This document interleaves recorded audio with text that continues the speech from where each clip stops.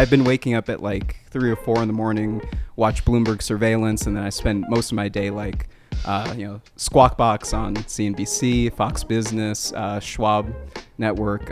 That's pretty much my whole day. And then I really like Balance of Power too on Bloomberg. That's their political one where they keep track of everything happening in Capitol Hill in Washington. And then a lot of interviews with the current administration. Not everyone, but I haven't missed a single interview with Treasury Secretary Scott Bessent. This last week, Energy Secretary Chris Wright has been on a lot of interviews and a lot of dialogues. I've watched everything that he's done. A couple of things from Doug Burnham, the Interior Secretary, because I used to work for Department of Interior, the Fed Center across the way. And a little bit... and a lot of Commerce Secretary Howard Lutnick. I love Howard Lutnick. He's funny. He's a funny guy. But yeah, lots of Can people stuff. still make money on EFTs? It depends on which one you buy. Yeah. So, like for example, the gold ones, right? And this isn't financial advice, of course, but the ones that I found, there's two that have been really good. It's Shiny, SHNY, which is a 3x gold leveraged ETF, and then GDXU, like from GDX, the gold miner ETF that has miners and junior miners. That's a 3x leverage version on that. So that's been up gold's been up 40%. So 3x, that's 120% on the year, right? So just for that. And then the last one that's done really well is a company called Open Door Technologies. They're similar to a company called Carvana, where you can buy and sell houses on the internet through their platform. They use AI to do that and sort of cut some of the middle processing out. And so now that rates have started to come down for mortgages again since the last 2 years, and house prices have started to collapse all across the country. So there's been a lot of gridlock in the housing market for everyone. Like, people can't sell the properties if they bought them with a really low interest rate a few years ago, and if they want to downsize. And then people my age, of course, we can't afford houses at all. We say that it's sort of, but it's really sort of true, because the price of houses, right, is like doubled in the last few years, and the average wage of a person has only gone up like 50% since COVID.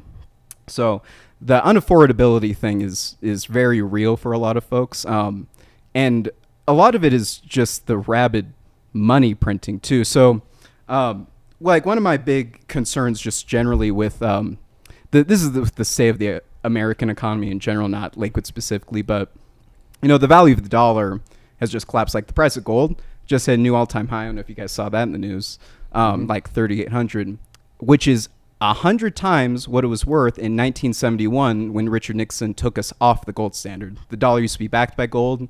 Now it's backed by nothing, thin air. Trust and faith of the U.S. government.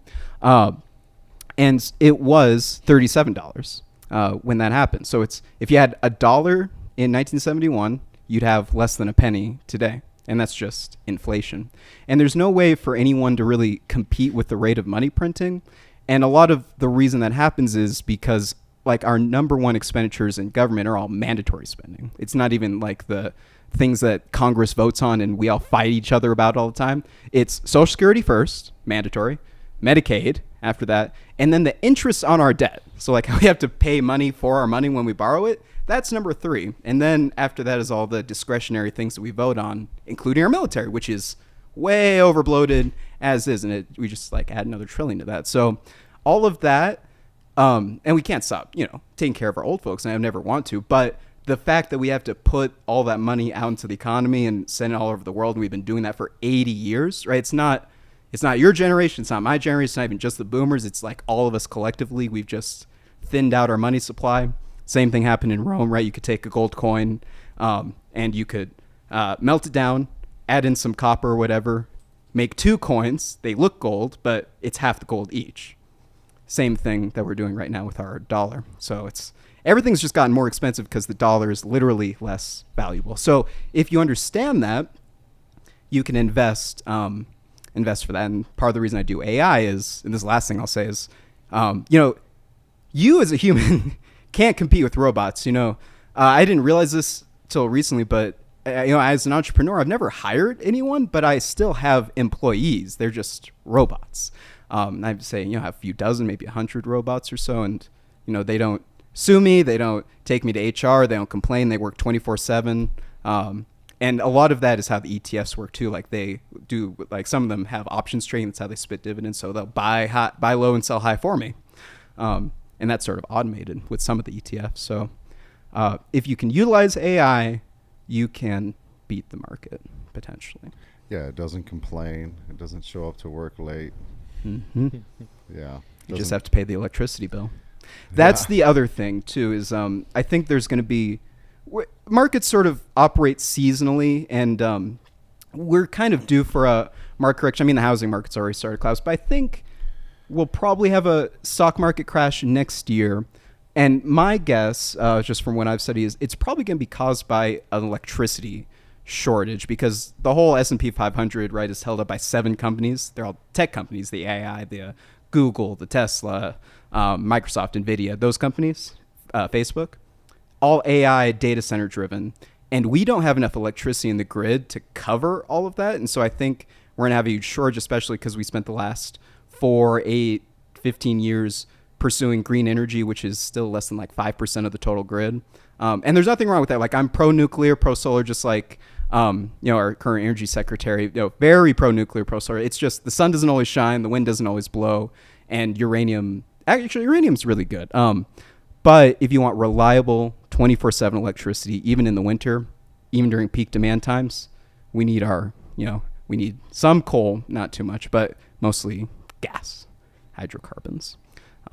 Otherwise we'll freeze. I just read something that said I'm probably not exactly right on this, but the draw of all of like AI, like Google, all these Grok, whatever, all the AI companies, the draw of electricity for all of those AI data centers equals more than like 7 nuclear power plants. Yes. just for the supercomputer draws. That's right. Yep, exactly. So the robots are going to eat up a lot of electricity, and that's all over the world. I mean, China just built 100 new, I found this out yesterday, China's built 200 coal plants in the last 2 years. So everyone's talking about, they're ahead of us in solar, but that's just because they sell out of us those things. They sell us their solar panels, so they're manufacturing a lot of it, but they're still amping up all their energy, every type of energy. I saw some cool things about taking energy from tides, and geothermal looks really good right now too. So there are lots of ways, but yeah, we do not have enough electricity to power all the things that we need, because we're living in a population collapse too, because people my generation aren't having kids, so we're having fewer and fewer humans, and we have so we've doubled our population of elderly people over 65, but we've stagnated our population of 18-year-olds workers. So we don't have enough humans to be able to work to pay all the taxes to cover the Social Security and everything, which is why it's going to go insolvent in 7 years. So we need some sort of robotics or AI, unless we want to suddenly start forcing people to have kids. You think that's going to happen in 7 years?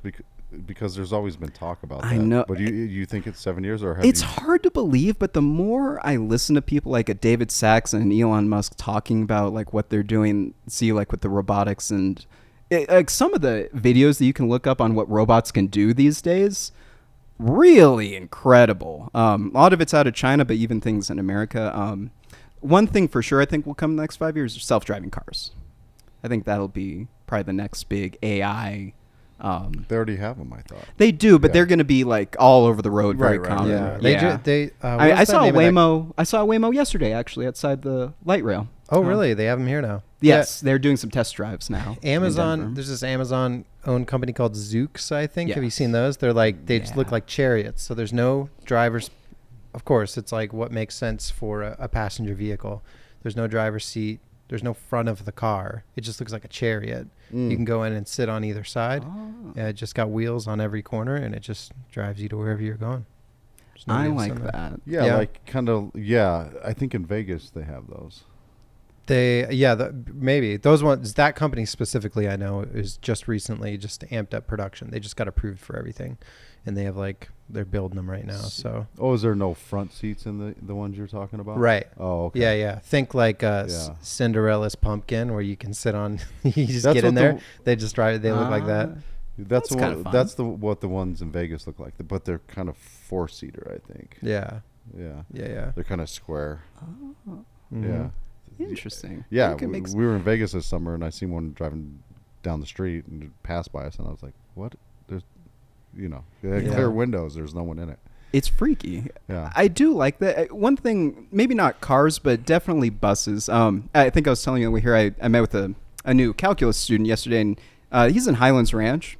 And I left the house at 2 o'clock in order to get there at 5:30. Took like one bus to light rail down, then another bus. But then there's like no route to get to like where he lives in the wealthy-ish neighborhoods, like those super affluent down there. And so there's not like a bus route. It's not a lot of public transportation. So I had to walk like an hour to get there. And then leaving, there's another bus, but it only comes like once an hour instead of like every 30 minutes like some of them do during the day. And so things like that, I just start thinking, well, we might not need more drivers necessarily. We just need like more buses. And the nice thing about AI is they all can talk to each other.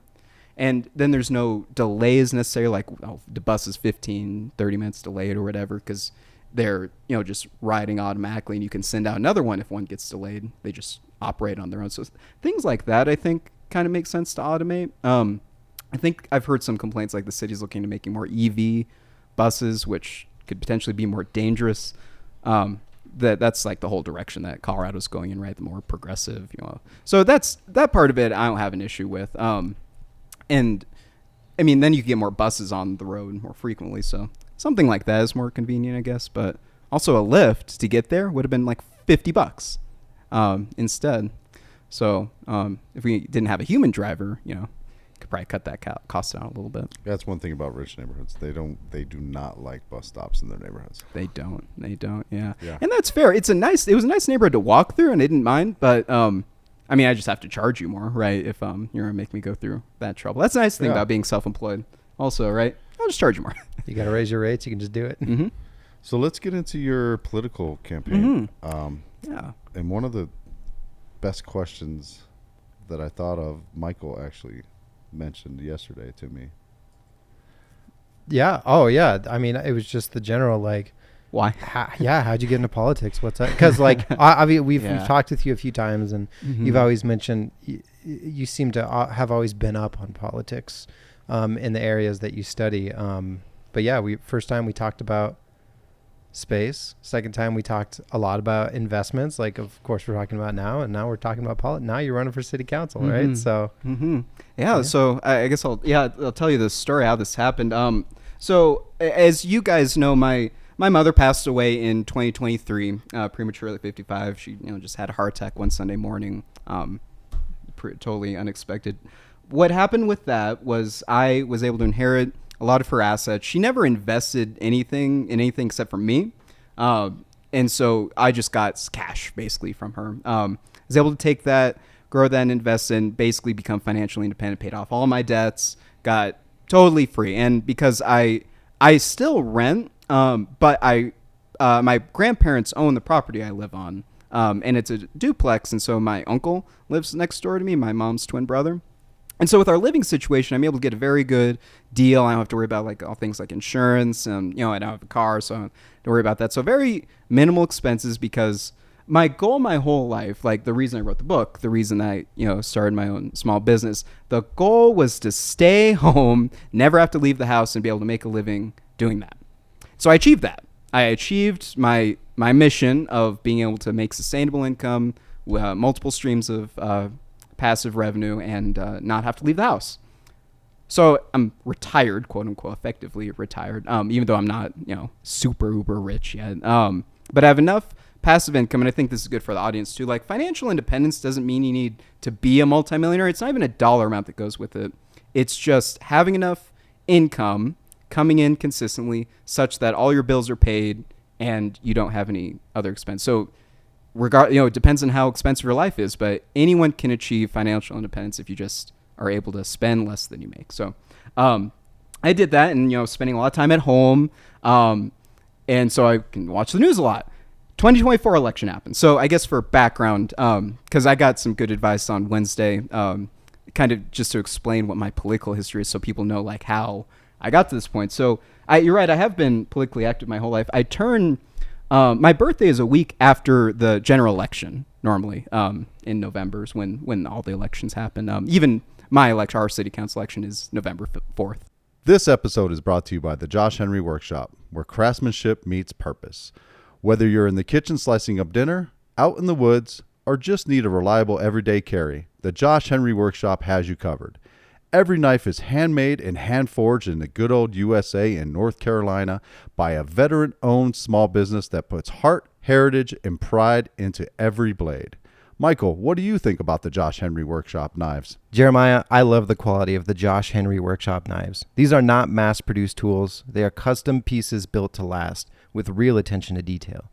So if you're looking for a knife that works as hard as you do, check out the Josh Henry Workshop. You'll find your new favorite blade, and you'll be supporting a small business that truly cares about the craft. Visit the Josh Henry Workshop on either Instagram or Facebook at Josh Henry Workshop to learn more or to place a custom order today. So in 2012, I turned 18. That's my very first election. And I used to work at the Denver Federal Center, have a nice cushy job. And so, I'm pretty bored because the job doesn't ask a lot. So I'm researching all the candidates and everything in the platforms for Republican, Democrat Party. And I look at both the platforms, Obama and who's he ran? McCain in 2012, I think. Yeah, John McCain. And I remember looking at both their platforms. I'm like, okay, I think I get it. When I'm young, I'm probably going to vote Democrat. And then as I get older, I'll probably just get more naturally conservative and start voting Republican. And that happened just a lot faster than I thought. 2016, I was living in Massachusetts because I was studying at Harvard. I was still kind of on the fence, and I didn't even vote in that election. I was really on the fence with, couldn't really decide between Hillary and Trump. I was like, oh, yeah, because at that point I was like, yeah, let's just have a female president because the president doesn't really matter. It's just like a figurehead and like a mascot, essentially, for America, because at that point I didn't really take the office seriously. Then I became a business owner, became self-employed, and part of doing that kind of just makes you naturally more conservative because you're not collecting any taxpayer money. I've never taken any welfare. Even when I was living below the poverty line, I never took unemployment, never took Medicare or anything like that. I just figured it out, made my way work, and that's kind of more Republican principles. Just work for yourself, be financially independent, not wanting small government. Because like the far right of the Republicans, that's how a libertarian is, right? No government. I can take care of myself. I got my gold, my guns, and I don't need any government. That's like super libertarian. And then, just opposite side of that, socialist, like big government runs everything, So trying to find the balance in between. In 2024, with everything, all that background, kind of, retired, bored, financially independent, like an old person. So I got more involved in politics that way, followed the election. And I just got so passionate about everything that was happening in our country. I was really afraid that we were about to lose our country too. I think everyone kind of felt that way for their own reasons, but I kind of just had the time. And so after the election, I started looking into ways to volunteer in the community and get involved in different groups. I found my way to, the first thing I did was I talked to our mayor, actually, Wendy Strom, in the spring. Had a great hour-long conversation with her and just trying to figure out like what's going on in the local government, because I don't really want to seek bigger, higher office necessarily. I think, I've got plenty of things going on in my own life. But if I were to get involved in government, I think getting involved locally so I can meet my neighbors and I can have real face-to-face conversation with folks, I think that was a good thing to do. But I didn't plan on running for anything. What ended up happening was I was attending there's a men's Republican club that meets once a week on Mondays, and I just saw that. I'm like, okay, I'll just check that out and see what's up. Introduce myself, start getting to know people, and I told one guy where I lived, and he's like, we need someone to run in your ward for city council. And so now I'm running. And there it is. So that's it. So, I just going around talking with people, meeting people, and they say, we need you to run. So I am. And I think that's probably another reason, obviously, so I've, been, and it's the nice thing about local election too, it's nonpartisan really. It's a local thing. 'Cause I'm just talking to my neighbors. And a lot of, one of our candidates for Ward 5, Karen Goraday, she's been great. She's running for Ward 5. And she's still unaffiliated, nonpartisan, even though she's been attending a lot of our libertarian Republican meetings that I've been attending. But it's just because a lot of the Democrats just become so far radical left that it just a lot of people have just been leaving that party anyway.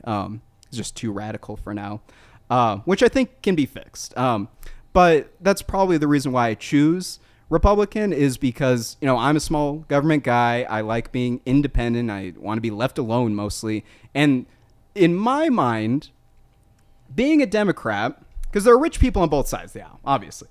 But the thing about being a Democrat, in my mind, they haven't really changed since 1860, because a Democrat is ultimately like an aristocrat.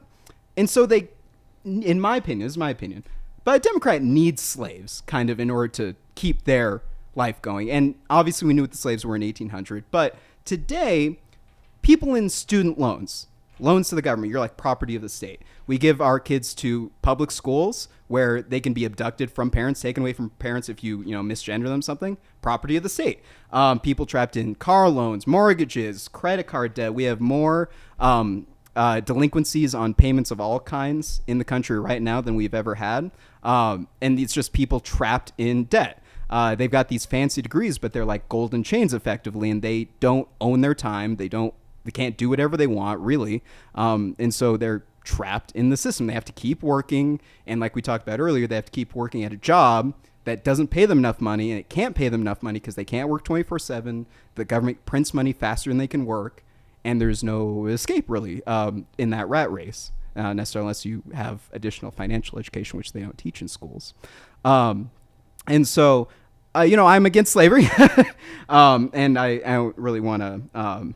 I guess that's just part of the mentality. And I just like smaller government too. So that's why I choose the R.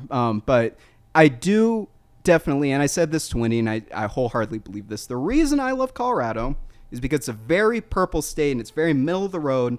I've been kind of all over the political spectrum. I know you were saying I try to be pretty center too, even though, I just sort of get more conservative just naturally. Maybe it's just disposition, but I try to be as moderate and center as possible. And so I want to keep that consistently for my campaign. And even some of the things like in my book, right? I mean, the whole chapter on science, I go into climate change, why vaccines work, even though I didn't take the COVID vaccine because I understand immunology and I knew it was kind of a scam. No offense if you took it, but there's still people who are sick who got that shot. And I also talk in the book about evolution, which, a lot of people on the right and conservatives, they hate that. But, I'm one of the few conservative people who, be able to tell you, like, yeah, humans are apes. We're primates. Walk you through the whole development evolution. And that doesn't really... I make that work with my faith, too. But that's still an important part of my life. But, so try to be moderate and all, especially for a local election. Well, there's a lot there, man. I know. Can you tell I've been pent up for a while? Because I've been wanting to say all this stuff. So that's why I also didn't complain because you asked me to do this yesterday. Didn't even get 24 notice, which is totally fine. But I was like, yeah, that works because I've got a lot to say. Yeah. So, I mean, I guess my response to you on the extreme left is there's definitely some extreme right elements that I do not like. Mm-hmm. I think it's extreme anything, unless Definitely. It's like sticking up for something that is obviously a social. Even then, I'm not sure. Like, what am I thinking? Like a social, like detriment. I mean, I think you can be pretty extreme if like, hey, we're gonna go to war with, Russia. It's like, okay, why? Wait, hold on. I don't care who you are. Like, we're going to go to war with China or something like crazy like that. It's like, to me, I think we could get extreme in that situation to go hopefully question that. But, yeah, I mean, it's tough, man. I mean, people get locked into their politics, and I think it becomes more of a shouting match than an actual like process of trying to find out what's best for the people. Absolutely. And sometimes even if you try to have dialogue, they'll shoot you in the neck. Yeah, I mean, I was just going to say that's a good example, right? I mean, I didn't agree with everything that Charlie Kirk talked about. Neither did I. But I agreed with I agreed with probably half of it. and all he did was talk to people. And I even seen the video where he was talking to a transgender person. I'll say person because sometimes it gets confusing. Yeah, they're still human. Which one is? They're still human. Is for it sure. a transgender girl or boy? I didn't know in that situation. But he was talking to a transgender person, and he was really polite, super polite. And he said, "Well, tell me." He allowed the person to tell him how they were feeling and what they were dealing with. And then he gave some feedback, and he was really kind to this person. And that person looked at him as if, I'm sure a lot of people have seen the clip. It was a person who had, I think, colored, it was like pink or green hair.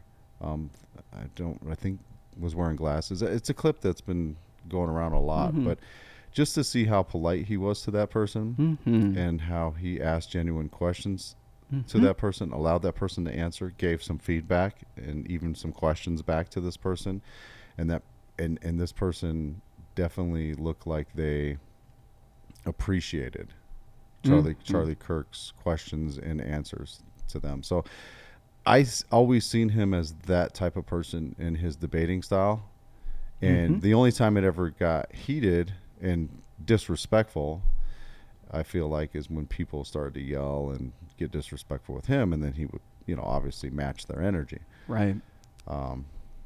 He did. Yeah, what he did was so impressive, going like podcast to podcast and doing those interviews, and because he's just a few months older than me, right? Like all that stuff's exhausting. About the trans issue, I think this is important to be clear too, because in our city council meetings, actually, these last several weeks consecutively, we've had trans activists come in, and they have a concern about a member of their community who, and I apologize if I get this story wrong, but a member of their community named Jax who was found dead, I think, naked, and there's not clear evidence of what happened to this person, but what they're concerned about is that the cops basically didn't do anything to help solve the crime or figure out what happened. But they've been vehemently, strongly, coming into protest, putting up like a vigil and everything. I want to make sure Lakewood is a safe place for everything. Now, I lived with a trans person in college. I don't know if I mentioned this to you guys before. When we met in the dorms, she was a lesbian, living, because we had co-ed dorms. We had some girls' rooms and boys' rooms. When we met, she was a lesbian. By the time we left college, and I think right now, she's married to a woman and has a beard. I say she, even though this person was incredibly brilliant, mechanical engineer, great guitar player, like could play like music by ear just listening. So brilliant, intelligent person. I think the main concern is when we start talking about things in careers or like military, and we start just with the language being more confused, it gets dangerous for people because, if you have to take drugs every single month or every day to stop yourself from bleeding every month, in order to be physiologically matching with a male, that's not necessarily sustainable. And then a lot of those folks, they have to do that on Medicaid too. So that's costing the taxpayer money. So for in my mind, there's man, woman, and the difference is men have a Y chromosome, and it doesn't matter actually how many X's you have. If you have 1X, you have 3X, 2X. If you have no Y chromosome, you manifest as female. And this is pretty consistent, like just as all humans. And then even if you have 2 X chromosomes and 1 Y chromosome, or just 1 Y chromosome, no X chromosome, all rare things, but you still manifest as male. Now it is fair, because, astrophysicists, right? We're all made out of stardust. We all, all the chemicals in our body, all the elements on the periodic table forged in the cores of stars, and that's what we're made of, and that's us talking right now. So that's still all true.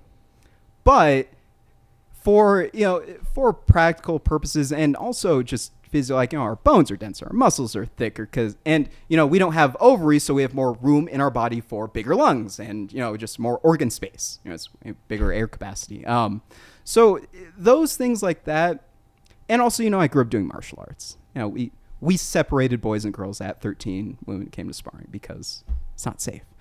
So for those things, but as an adult, you're free to do whatever you want. And the last thing about that, we actually we have petitions out right now. There's a group called Protect Kids Colorado.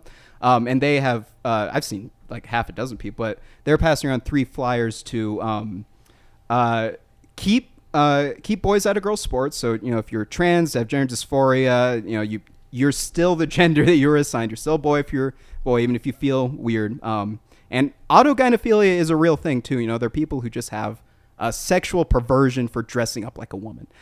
So that's also an aspect to it. So we want to keep boys out of girls' sports. We want to punish people who chemically castrate children. So like full persecution, and then also punish child sex trafficking, because that's another sort of hidden aspect to all of this. And I mentioned before, the Democrat idea of wanting slaves. Well, all of the immigration and the invasion that we had over the last 4 years, right? What do they keep talking about? Like, oh, well, who's going to pick our fruit? Who's going to wash our dishes? Who's going to, do all those menial things? Who's going to do our gardening?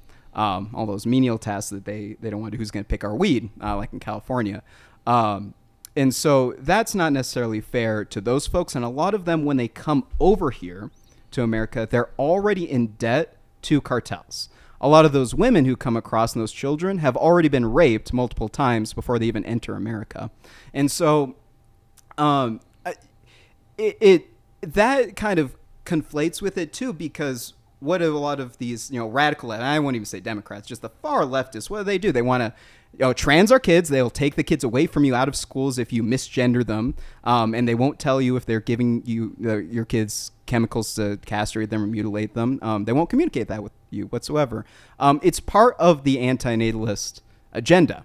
And it even goes in with the climate alarmism, right? Like, I understand climate change, but the idea that humans are a parasite and that the more kids you have is a problem because it increases your carbon footprint, and it's keeping people from having families, reproducing, and it's really tearing apart families all over America. The whole entire thing is just like a very anti-human thing, and that's the small minority. Like, that's like the 1% radical left. So on the trans thing, I mean, it's not.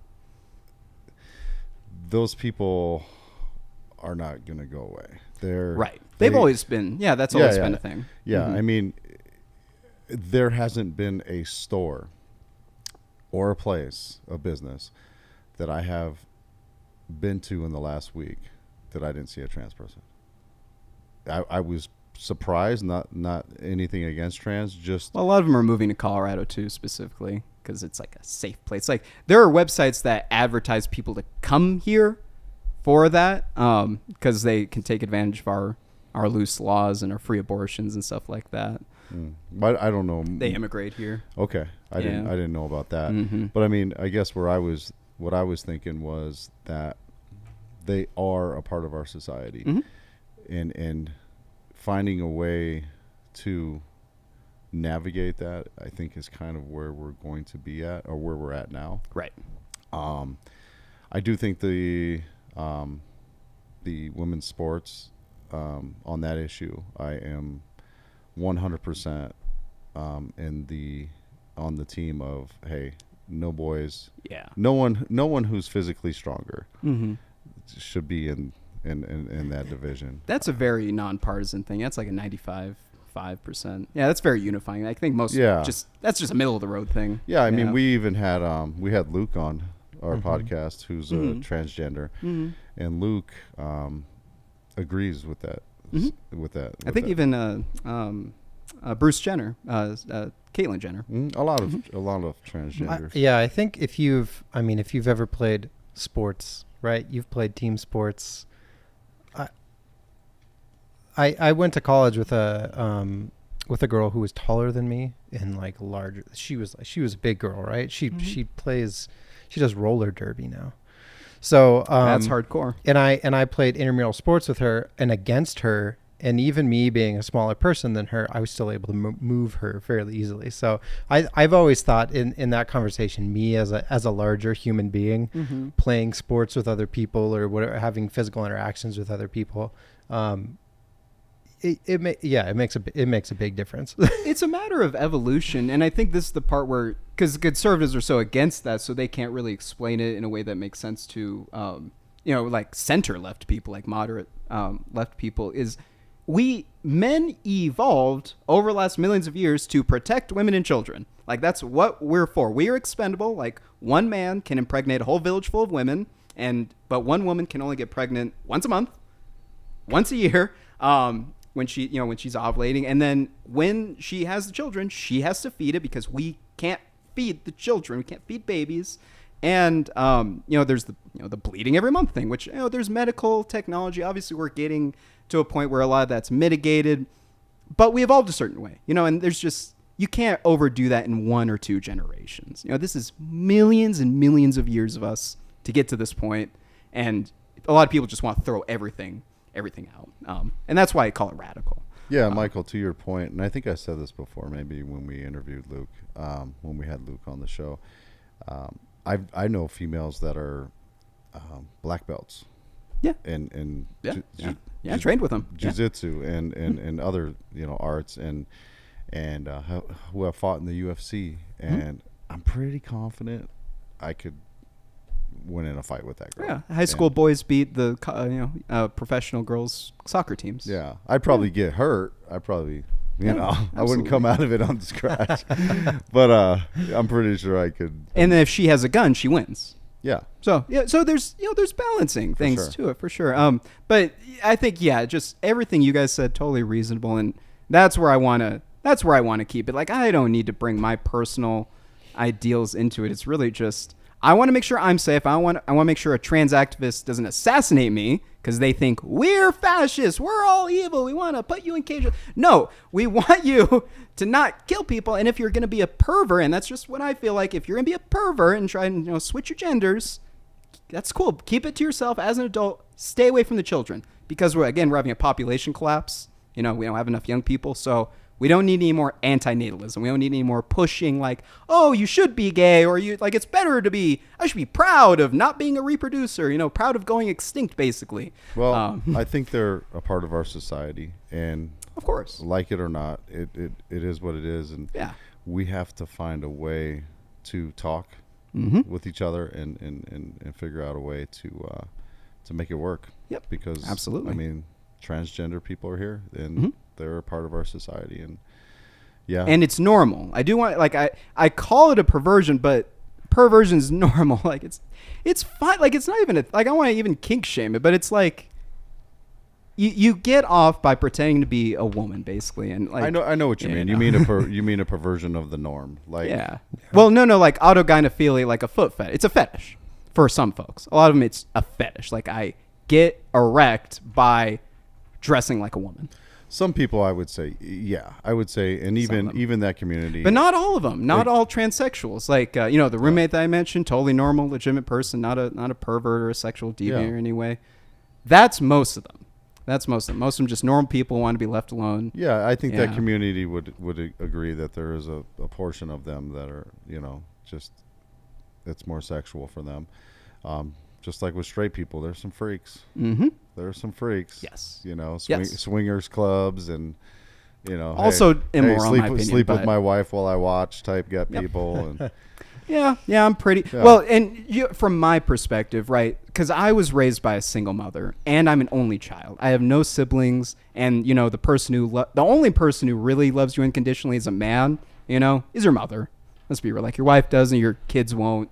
It's your mother. So that's gone for me. And so that also made me much more conservative. It's just like, and with, the assassinated Charlie Kirk, he's dead at 31, so like, I don't have time to, play and have fun and be liberal anymore. I want to do what I'm put on earth to do, get my mission done, serve God in the way that I feel is best, and then just get off the stage and, be done with them. No, and I like your style. I do.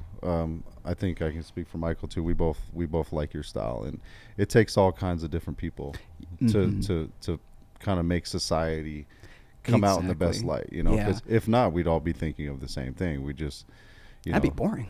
be gathering berries, and that's it. And we can't survive off berries. We need some people who are like, I'm gonna go hunt, and I'm gonna get us an elk or a deer. Yeah. Get us some protein. We need that too, right, guys? And the other group's like, berries. And he's like, oh, you guys are tripping. I'm bringing back some meat. You'll see, when we survive this winter, and another guy's like, hey, I'm going to get firewood. And everybody's like, chopping down a tree? Why would you kill a tree? You know, so it's like, yeah, we always have people that don't like what other people are doing, but it's kind of necessary to have that balance, and I think it's natural, and I think till the end of time we're gonna disagree and agree, but yeah, the thing with Charlie Kirk is like that's beyond disagreeing and agreeing. That's just evil in my opinion. Well, I don't know. It's evil, but it's just a great ignorance of understanding. You know, like, it's okay, man. Like, so what he said. So what? Like, you say stuff that people aren't going to agree with either. I'm sure the shooter said things that people don't agree with. Absolutely, 100%.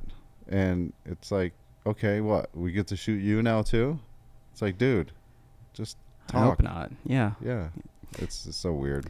That's just a thing, because you'd think that being able to talk would solve a lot of problems, because so many issues happen because we just don't speak the same language.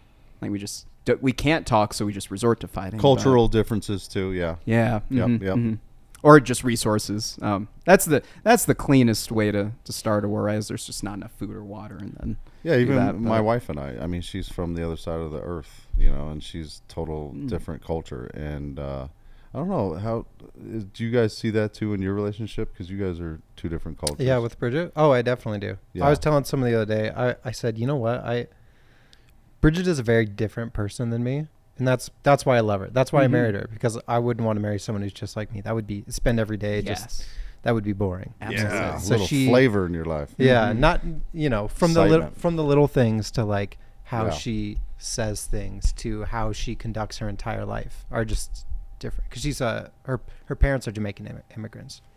Oh, so that's right. She was born in California, okay. but her parents are immigrants. So, like, you know, she just lives a different way, and I find that interesting and frustrating. But, you know, like, that's what makes America great, though, right? Like, and they get frustrated with us too. Yeah, I'm sure, right? Oh yeah, she gets frustrated with you. Yeah, he's like the mellowest guy. I try. You're like, yeah, okay, well, yeah, let's do it, you know, or hey, just yeah, sure. Where do you want to eat dinner? Yeah, she got mad at me last night because it was like 11 o'clock and I was cleaning.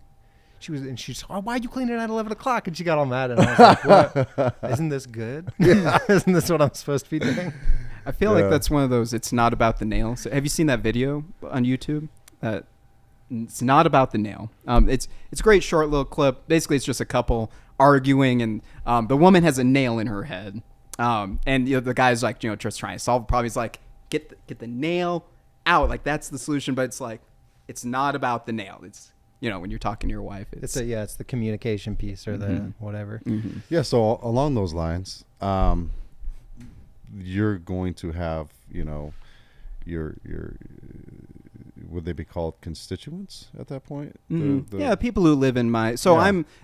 I guess I don't know if I did mention. I'm running for Lakewood City Council in Ward 4, and Ward 4 is everything that is south of Alameda and west of Kipling. Okay. And that's Alameda. So kind of near that Denver Federal Center area. Roughly like 30 or 40,000 folks, I think. So yeah, those would be my constituents if I were to win. Yeah, I'm not versed in political lingo. I'm not really either yet. I'm still learning. Oh, I think you are. Learning. Oh, yeah. I think you're there. So with having that diversity, you know, in a community, you know, having certain politics or certain beliefs, you're going to have to, you know, address all people's concerns. I mean, and obviously it's hard to not everyone's going to always be happy. That's never going to be achieved. Never. If you can achieve that, man, you're like the most brilliant person that ever existed. I mean, if Jesus couldn't do it, I don't have much hope. Jesus could not do it. So he was pretty bad at it, actually. Yeah, actually, that's true. Yeah. So, I mean, if that's standard, then, you know, I'll just do my best. But as you were saying, yeah, there's so many different. The cool thing about Lakewood is a lot of it's undecided, like unaffiliated, I should say. Not really left or right. The thing, I guess, that's really unifying is, like I mentioned, the affordability issue. That affects everyone, pretty much all ages, all demographics, left and right. Crime. I mean, and crime. Hell, this This Wednesday, I chased a guy down the street, broke into my truck. Yeah. Really? Stole stuff out of my truck. I was working outside. I left the truck unlocked. I knew it was unlocked. I just came in for like a half hour, seen him on the Ring camera. The notification popped up. I ran outside, chased him down the street. I'm almost 50. I'll be 50 in January. He was in his early 20s, and I got gassed. I need to get my cardio game up. But then what would I have done if I caught him? You know, it's like, right. Damn. It's like you're in a fight. And you're tired. If he had a knife, you know, or a gun, I don't know. It's just crazy. Last night, my car got hit. My truck got hit. No. Yeah. We pulled over, and she got out. She starts cussing at me, and I'm like, she's calling me a bitch, and me this, and me and a mother effer. I said, hey, fuck you, man. You're the one who hit me. And she's like, and so I was like, she's just cussing at me. She's got a guy in the car who starts cussing at me. I'm like, man, fuck this. I'm not going to deal with this. I just called 911. I'm like, screw this. Yeah. You're becoming really combative. You're getting like threatening. Not worth it. He's starting to get out of the truck. I'm like, nah, all right. 911. I'm not dealing with this. I called 911. She took off. Yeah. Did you get the plate? That's what I was Yeah, I got the plate. Okay. I got the plate. They came, and they already, like, he's on the CB or whatever, his radio. He's they're already at their apartment complex, and they're like, yeah, doesn't look like they're home. I don't see the truck in the parking lot. So they pull up the plate, see where it's registered. But I mean, they could be somewhere else. But they beat him back home though. That's yeah. So I mean, it's just a lot of that. I mean, this house has been hit. That had to be about the sixth time now in like the last year and a half. Yeah, it's been a lot. I've had multiple. I think twice, but you know, I've had gates up. You've looked a little bit more open while you're building this house. So yeah, under construction, you know, people are always trying to. Yeah, but we live here. Right. That's the weird thing. But people don't just know we're here. But it's mean, the fact that they just feel that bold enough to like just walk up and do anything. Well, there's a lot of crime. That's my point. Yeah. There's so much crime where, I mean, I moved here in the 90s from California, and it wasn't this bad. Yeah. Now it's just like every day I'm like on defense. And it's like, man, it's so stressful. That is a real thing. I think and it's been the same thing at our city council meetings. I think that, I mean, because, you know, I come from law enforcement. Well, yeah, I come from a criminal justice family. They worked in corrections. Both my parents did. So I guess, you know, it's funny because I never really left that sort of world of crime because it just came home to me every day. But you're right. It's gotten worse. You're from those streets, man. Not really. What my parents did is they vicariously. Yeah, my parents saw people from the streets who came from rough, and helped them get their lives on track.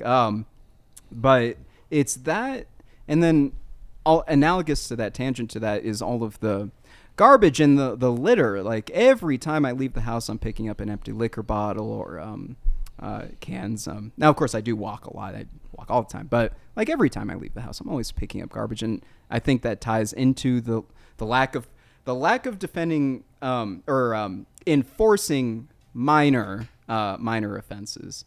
I think I didn't always necessarily think this, but I think more and more that like if you don't enforce the small crimes, then people will feel emboldened to do bigger, worse crimes. And so something as small as littering, I would like to enforce that a lot more. I want to get not even just enforcement, even though that's like one avenue to just punish people a little more for something like littering to help reduce crime, but also just like putting more trash cans up. Like every bus stop, in my opinion, should have a trash can, something small like that, because you just see a lot of litter just on the side of the roads, and it's embarrassing, in my opinion, because people come into Colorado from all over the world for business, for pleasure, and to see the sides of our streets just sown with garbage.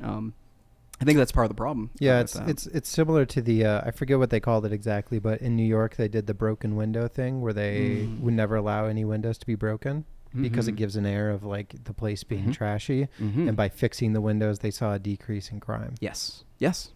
Yeah, we're definitely trending in the wrong direction. By wrong, I mean what I see is wrong. I think a lot of people feel that way. I think we could say crime is wrong if we're talking about an increase of crime. Crime can openly be considered as wrong, I think. Well, I think that encompasses everything like drug use, homelessness. Right. Mm-hmm. Some people don't think homelessness is wrong, so that's why I said that. Yeah. There's certain things that people don't think are wrong. Mm-hmm. Mm-hmm. Yeah. And well, yeah, it's tricky too because you do have some folks that like their hearts are in good place and they have good intentions, but in the road to hell is paved with good intentions too. So they want to leave the people alone to do drugs on the street instead of rehabilitating them and getting them sober and right. stuff And, like that. and I'm not saying homelessness is wrong in the sense that when someone becomes homeless, now you're doing something wrong. Right. You're not a bad person because you're homeless. Yeah, I think the system where look at us, how much money we've sent overseas. Mm-hmm. Billions. Yes. Billions and billions. I say that 3 times because it's just crazy, the numbers we've sent to Ukraine. It's like, okay, if you took that money back and just said, okay, 50 states, let's divide it up. What? A few thousand per individual. Even for the state to do things with it. Mm-hmm. Repair bridges or help the homeless with, getting them rehabilitated if they have a drug problem, getting them placed in jobs.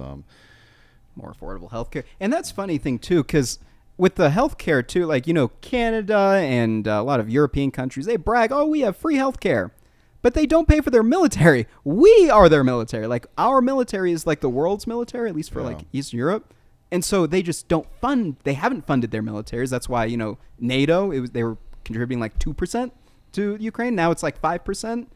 Thanks to so that's at least one good thing is, the NATO countries actually paying us for weapons instead of us just shipping money over to them.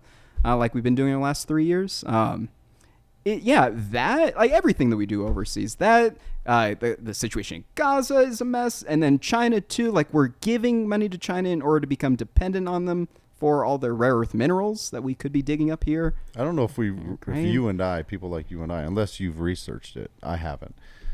I don't know how many people really know. I don't know how much we're really giving to all these countries in the world. There's no way of knowing. So take this for example. Since the start of the Ukraine war, the U.S. has sent $175 billion. And I understand there's other politics behind that, right? America's a superpower. We've positioned ourselves as like kind of the warden of the earth, right? We're in every country. We're everywhere. We have to be involved in everything. So I understand money has to go over there, whether you agree with it being sent there or not. That's just part of what we do. But $175 billion been sent. If the U.S. instead took that money, split it up, and sent that's 3.5 billion per state. You already did the math too. Yeah, 3.5 per state. Do you know what that does for a state? That's a lot of money. I mean, I don't know if you saw Colorado's Congress talking about how there's like $1 billion shortfall in the Colorado budget because of the big beautiful bill. We're keeping more of our money, so less of it goes to them, and so there's $1 billion shortfall. That would cover it right there. And you know what's crazy about our system? It's just it's insane. Like with the tax revenue, if you took that $175 billion, and it's not even just that. That's just Ukraine. If you took all the billions that go to all the countries, and you put them back into, even if the government said, we're just going to give you the money just to build, which, whatever, that's an exaggeration. But if that money went back into building things in America, then the government makes another 30% in taxes again on your labor when they put people to work. So there is the national security aspect, and you hit on this a little bit, Michael, but part of why we're stuck in this situation, why we have to keep doing this. So we've been doing this since World War II, right? And originally it was because Europe blew itself up, and we gave them money to fix themselves up and repair everything. But we never stopped doing that, sending that money overseas, and like you said, being the warden of the world. But part of what that gives us, which makes it difficult politically, is it makes all of the other countries around the world dependent on the U.S. dollar. And what that means is we, with the world's reserve currency, can export our debt. And that's actually what the whole point of the stablecoin thing is right now, is companies like the Tether and the Circle, they create these stablecoins backed by U.S. Treasury notes. And that's how we sell our debt, right? That basically the job of the Secretary of Treasury is to sell our debt, sell our Treasury bonds. which I didn't know this before, but is like you can get them for like 1 month, 2 month, year. The mortgage rates are based mostly on 10-year treasury bonds, sometimes So 30-year. you're saying part of the strategies are to get rid of our debt. It's kind of, we have to, yeah. It's sort of like... How does that happen? Like if we have a $20 trillion debt, how are we getting rid of that debt? Yes. By these processes. Great question. This is so one thing to keep in mind is that every country around the world has a fiat currency. Fiat means you can just print more dollars, and it doesn't necessarily have to be backed by anything like gold or oil, like it historically has been. So you can just print more dollar, whether it's the yuan in China or the ruble in Russia, a peso in Mexico. With that system, and this is just pretty much universally true through all of history, when you can print money backed by nothing, the government will print money out of doing it. They'll print more dollars in order to pay off their debt and like pay off the payments in their debt and just put more money and dollars into the economy. That happens with every economy around the world. But other countries, because they don't have the world's reserve currency, they do that way faster. So that's why things like hyperinflation that you see like in Venezuela or in Weimar Republic in Germany, just the hyperinflation where they print so many dollars that everything is more expensive and you have to carry a barrel full of money to pay for bread. That happens all the time. It doesn't happen with us because we, again, have the world's reserve currency. And what happens is other countries want dollars instead of their currency. Instead of pesos, they'd rather trade those for US dollars. And what is a dollar other than a treasury bill that doesn't give a yield, like in your savings account, like you get a 4% on your CD or savings account? That's because treasury bonds give a yield. Like they'll pay you to own them because it's a loan. You're loaning the government money, and when you give a loan, they're obligated to pay you back with interest. Right? So that's what a bond is you give your money to the government, you're loaning it to them, and they have to pay you back. But if you have just dollars, like paper currency, there's no interest on that. So basically the government doesn't have to pay you, but you own their debt because $1 is debt. And then last thing I'll say about that, because of the money printing. Oh, so you're saying just other countries having possession of dollars. Of dollars. And monetizing things in US dollars. Because at that point it doesn't really... I mean, they're not making any, there's no interest. It's really... Right. And they can't do their currency because their currency is devaluing faster than the dollar is. So they don't want... So Americans want gold and Bitcoin. Everyone around the world wants dollars. So how does the U.S. invest, or what do they invest in to pay people interest on those bonds?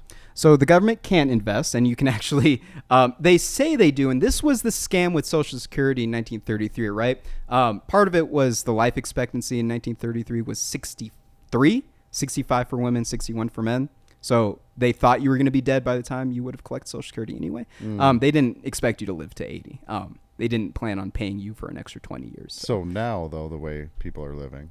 So, yeah, and it's even worse because we're more luxurious. But with investment, the government said they would take your money in Social Security, they would invest it for you, and then that would be like investing your 401k or IRA, and it would just grow with the economy over time. So investing in businesses, investing in real estate, just your standard things that would grow with the economy and grow with inflation.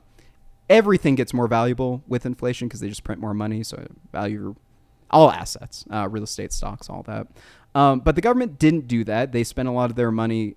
So here's what happens. And this is where I have to be transparent and say both. Like, it's just like, for me, the reason I like Trump is because he was the answer to the uniparty. And for me, being 30, like all my life, it's been, whether it's Republican or Democrat, we just have been in constant wars and they both suck. And that was kind of like the point of getting Trump. So I don't even like necessarily him as a person, although I kind of like him more after he got shot. I think he's kind of funny. But I'm totally ambivalent about the president. What I really just wanted, and what a lot of people I think voted for him, was to dismantle the deep state and dismantle the government because we have left-right things. So what happened is Republicans spend all of our money on wars overseas to keep us as the world dominant power. And then the Democrats spend all of our money on welfare programs. Handouts, they just give money to people and pay for their medicine, pay for their medical bills and all that stuff, and they get votes that way. But it's the same problem, essentially, which is more money printing, more money spending, thinning out the currency, and making the dollar less valuable for us. So they don't really... and if you own bonds, compared to the S&P, you're losing money. If you just hold bonds, you have negative returns because they print money faster Sure. than they pay it off. So what do you think about Trump now, present day? I'd say like him as a person or the administration as a whole. Both. Both. So I think Trump's funny. I do like his interviews. Yeah, I just think he's really funny. And I do like the transparency, the Truth Social posts. I enjoy that. But what I really, and like I said, I'm just sort of just, because when I grew up with, in my mind, Donald Trump, like, Celebrity Apprentice, that's what I think of. Mm-hmm. And I didn't grow up with him being like, I didn't remember him being a Democrat or being a celebrity, being, hang out with Oprah or any of that stuff. So in my mind, he's just came down the golden escalator and he's like our modern day Ronald Reagan. So however you feel about Reagan, I guess. With the administration though, I think I'm getting about 95% of what I voted for. I did want a lot of this because, the reason my portfolio can grow at 88% is because I know what they're doing with the economy and I understand what they're trying to accomplish. And so, and we could talk more about that, like what's the goal and the mindset with the tariffs and the big, beautiful bill. Because I've been following all that nonstop. My biggest criticism, I'd say, the Epstein thing, super embarrassing. Not happy about that, like with a lot of young people. And I just tie a lot of that to Pam Bondi. I think she's my biggest disappointment in the current administration. And just, the way she handles media appearances. So you think it's Pam Bondi's fault that? No, that it came out the way it did? It's hard to say. It's hard to say exactly what's going on. And I wonder what they're using with leverage. It was kind of funny seeing Trump sitting next to Bill Gates when they had that tech oligarch dinner with all those guys. Like Zuckerberg was there, and I'm like, what are you holding over him to get him to play nice? I'm not sure how that's going. But like I said, with everyone else, like Howard Lutnick doing a great job. Chris Wright, Energy Secretary, phenomenal. That's what we need in terms of energy policy right now, is just all forms of energy, because we have made energy so much more expensive, and that's like the thing that's going to make everything else more expensive, is making energy costs of utility more expensive. So that's good. I like that we're the Department of War again. I love that, because that's the way it was when our country was founded. So actually, I'm really happy with a lot of what's happening. It's kind of like taking medicine. It's very bitter. But like this, he's fixing problems that have been matriculating for like 80 years. And so it's like turning over a battleship. It's just like there's so much stuff and so much opposition and there's so much inertia, and everyone, in my mind, the real reason that people hate him so much, other than the fact that he's rich, but he's not like with the celebrities. He's famous, but he's like more famous than a lot of Hollywood celebrities. But it's also, a lot of people feel betrayed because he used to be Democrat and went Republican. But people are afraid of losing their jobs and their money and their government welfare. That's really what it is. People who work in the government are terrified. They've been paid all this money, 6 figures, get paid vacations. They get inside scoops in the stock market if they're in Congress, and they inflate their lifestyle so much, living as rich aristocrats, that they can't stand having, deportations, having their slaves taken away. They can't stand, getting fired from their government jobs, their nice cushy jobs, and getting, 6 figures for doing nothing. And so they're so desperate to keep their money that they tried to throw him in jail. Almost got shot in the head. So there's a lot there. Yes. There's Republicans who do insider trading too. Yes. For sure. 100%. Yes. They don't hate Trump. He's on their team. Yeah. Right. Right. It's in their best interest to not hate Trump, even if they hate Trump. I understand what your analogy of the battleship, and I do think we have gotten weak as a country, and we do need to get stronger. I just think that the way that he's going about things is very ignorant, immature, and I just think he's a lot of things, but some of the things I think he really is at his core I'm going to disagree with you a little bit. I No, think please. I think he's a liar, like almost 100% of the time, and I think that I don't care. I wouldn't care if he had all the money in the world. That doesn't change the way he acts. He disrespects a lot of people. He disrespects other countries. The Epstein thing, Pam Bondi, had nothing to do with it.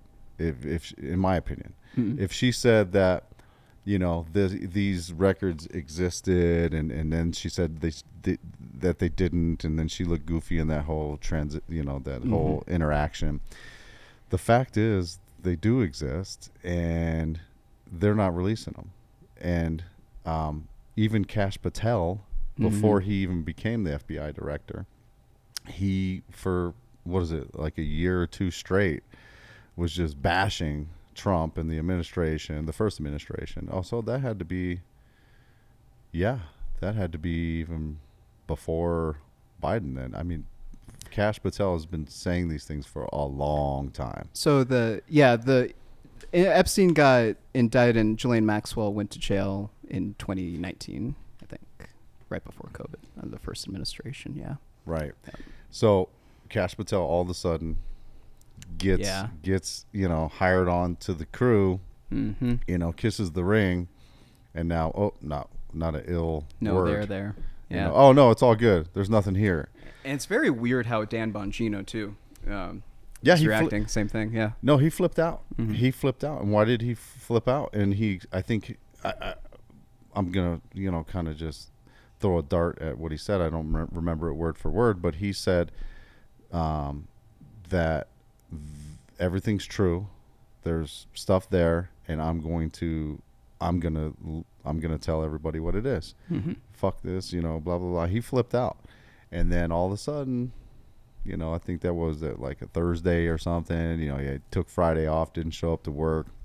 The weekend passed, and maybe he showed up to work on Monday, and he's like, "Oh no, I'm good." And then he's been quiet. What happened? Yeah. What conversations were had? What? I'm interested to see how that plays out. We've got another 3 years to see kind of what, I mean. It doesn't look good. Yeah. It looks like there's stuff there. Yep. And so we'll see too, because, well, the interesting thing too is now Congress is getting involved. Like they had all those victims that came in, they're speaking. And that's sort of, that's become very bipartisan, like a Marjorie Taylor Greene and a Ro Khanna, both of them are representatives. So part of me wonders, I agree, like I'd say maybe even 75%, at a half. But I'm not sure if I would use the word ignorance, because when you listen to his cabinet. Oh like yeah, when I describe Trump. Yeah. Yeah, you're right. It's probably very calculated.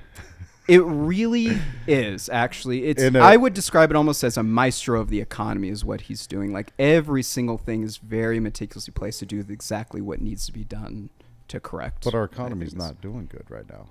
Because we have again, it's not even 4 years. This is what they'll say, but yeah, we had 4 years of inflation under Biden. That's true. Hyperinflation, we never stopped COVID spending. We're still spending at COVID levels, even though we're all healthy. But that's been a problem since 1971 when Richard Nixon took us off the gold standard. That's been a problem since 1933 when we start printing money for Social Security. So it's like multi-generational. It's not left or right or even a president. It's like it's Congress who has the power of the gold, right? The executive branch has the guns, the judicial branch has the gavel, and the Congress has the gold. They have the power of the purse. And big businesses do have a major effect on the economy. The lobbying, yes. The lobbying that goes on, crazy. Yeah, that's big money. Pharma and then the military-industrial complex run our government, basically. I just think as a leader, shouldn't you be more... I'm going to use a generic term of uniting, but also shouldn't you be more like shouldn't your approach be, shouldn't you have some more cadence? I think that's a fair critique. I think that really depends on your personality. Be more professional. Be more eloquent. If he was like that, I wouldn't have voted for him. I want him to act the way he does. When you say like he insults other countries, I am mad at other countries. I love that he does that actions. I'm like, you UN bastards, like you guys trying to globalize everything, make us eat bugs and like force us, to not have homes or property. You don't want us to own any property. You'll own nothing and be happy. But when you have all the leverage, like the U.S. does. Yeah, no, I think that's totally fair. On the world. Yeah. Like me as a parent, right? Yeah. Me as a parent. I've gotten to the point where I tell my kids, no. Mm-hmm. They don't like it. They complain. They whine. They kick. They scream. I say, okay, it's still no. And here's what we're going to do. And whereas before, when I was trying to find my way as a parent, I would maybe lose my patience and be an unprofessional parent. Mm-hmm. Where now I'm like, okay, I just need to, what are they going to do about it? Are they going to beat me up? Okay, mm-hmm. What are they going to do? Like, there's nothing they can do to me. I'm the superpower. Mm-hmm. I'm the parent. So here's what it is. Why can't he be more like that? Well, I think he picks and chooses when to do that. I mean, you have to look at who he is very specific about who he attacks a lot of time, like the media, who, it's fake news media. And then people do get mad like, oh, he's attacking his political opponents, but I don't agree with him on the media though. If they ask him a question, he calls them that. It's like they are very well. There's a question. So as a conservative, I very hate the media. I'm very distrustful with the legacy media. I mean, because if you look at both sides and you like really analyze, it's just so evil the way they just like pick and choose stories, the way they skew them too, and then how biased they are. Yeah, but that's to me that's an interesting topic because I do agree, right? And it's only gotten worse over the past whatever it is 8-12 years. But on the other hand, you take a look at Fox, right? Trump's best friends. Yeah, they've chosen to talk about or Newsmax. They've chosen to talk about him all the time, and who does Trump not attack? Fox. Yeah, so it's very it's skewed, right? Yeah. But that's part of our free speech as Americans, which has also been a hot topic as of late. Mm-hmm. But that is one of my issues is that like we're always flip flopping here, or we're not being consistent, and that again shows a modicum of unprofessionality, I guess. Yeah, exactly. Yeah. Fox is going to ask him, hey, what this project that you're doing, oh, that's great, tell us about it, something that's positive. Mm-hmm. Whereas another news outlet that's more left leaning is going to say, hey, when are you going to release the Epstein files? But I think sure the Fox is more favorable to him. He likes that question. The question that's asked by MSNBC about the Epstein files, he may not like that question, but it's still a legitimate question. Well, they take things out of context. So like there's what's the class, the both sides thing that he did. They only clip things like, oh yeah, both sides were legitimate when he was talking about like white but then 2 seconds later he's like, but I condemn all white nationalism and all races. And they just like the way they choose to frame things that he says out of context and clip things out. Like, because the thing is too, like, if you actually listen to him talk for a full speech, it's like, oh, you're actually a reasonable, funny guy. And it's like, and the clips that you see are the super professional, like unprofessional things that he clicks out, and that's like the things that go viral. Yeah, no, I think that's fair. I think that comes down to like kind of what you want as a president. Even without the editing and clipping and the strategy of that the media does on that stuff, even just a legitimate question, he seems to that he doesn't like, or it's not favorable to him. I think he's been unfair. I mean, I guess that's one thing we could disagree on, but I think he's been so viciously attacked and defamed, and like tried to throw him in jail for hundreds of years, and he got shot in the head. And I do agree with that, but I would also say his job as the president is to deal with that, right? And to I worked in retail for a long time, and if I ran my mouth for one day like he does as the president, I would have lost my job just to any random person on the street, right?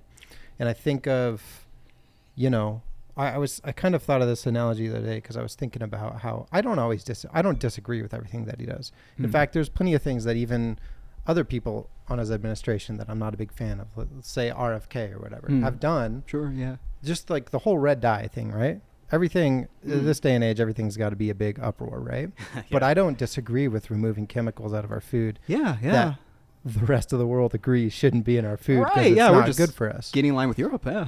But generally, the way that those messages are delivered are not in a way that's informative to the American people. Mm-hmm. It's in a combative way. And you mentioned this earlier when you said, can we not be more uniting, right? Mm-hmm. And that in general is one of my biggest qualms with the entire administration. There's this clip that I saw recently that's been, I mean, I've seen it a bunch of times. It's been circulating more recently of John McCain. Well, he's talking to, it's a town meeting or, whatever. And this lady gets on the mic and she goes, I don't trust that Obama guy because he's an Arab.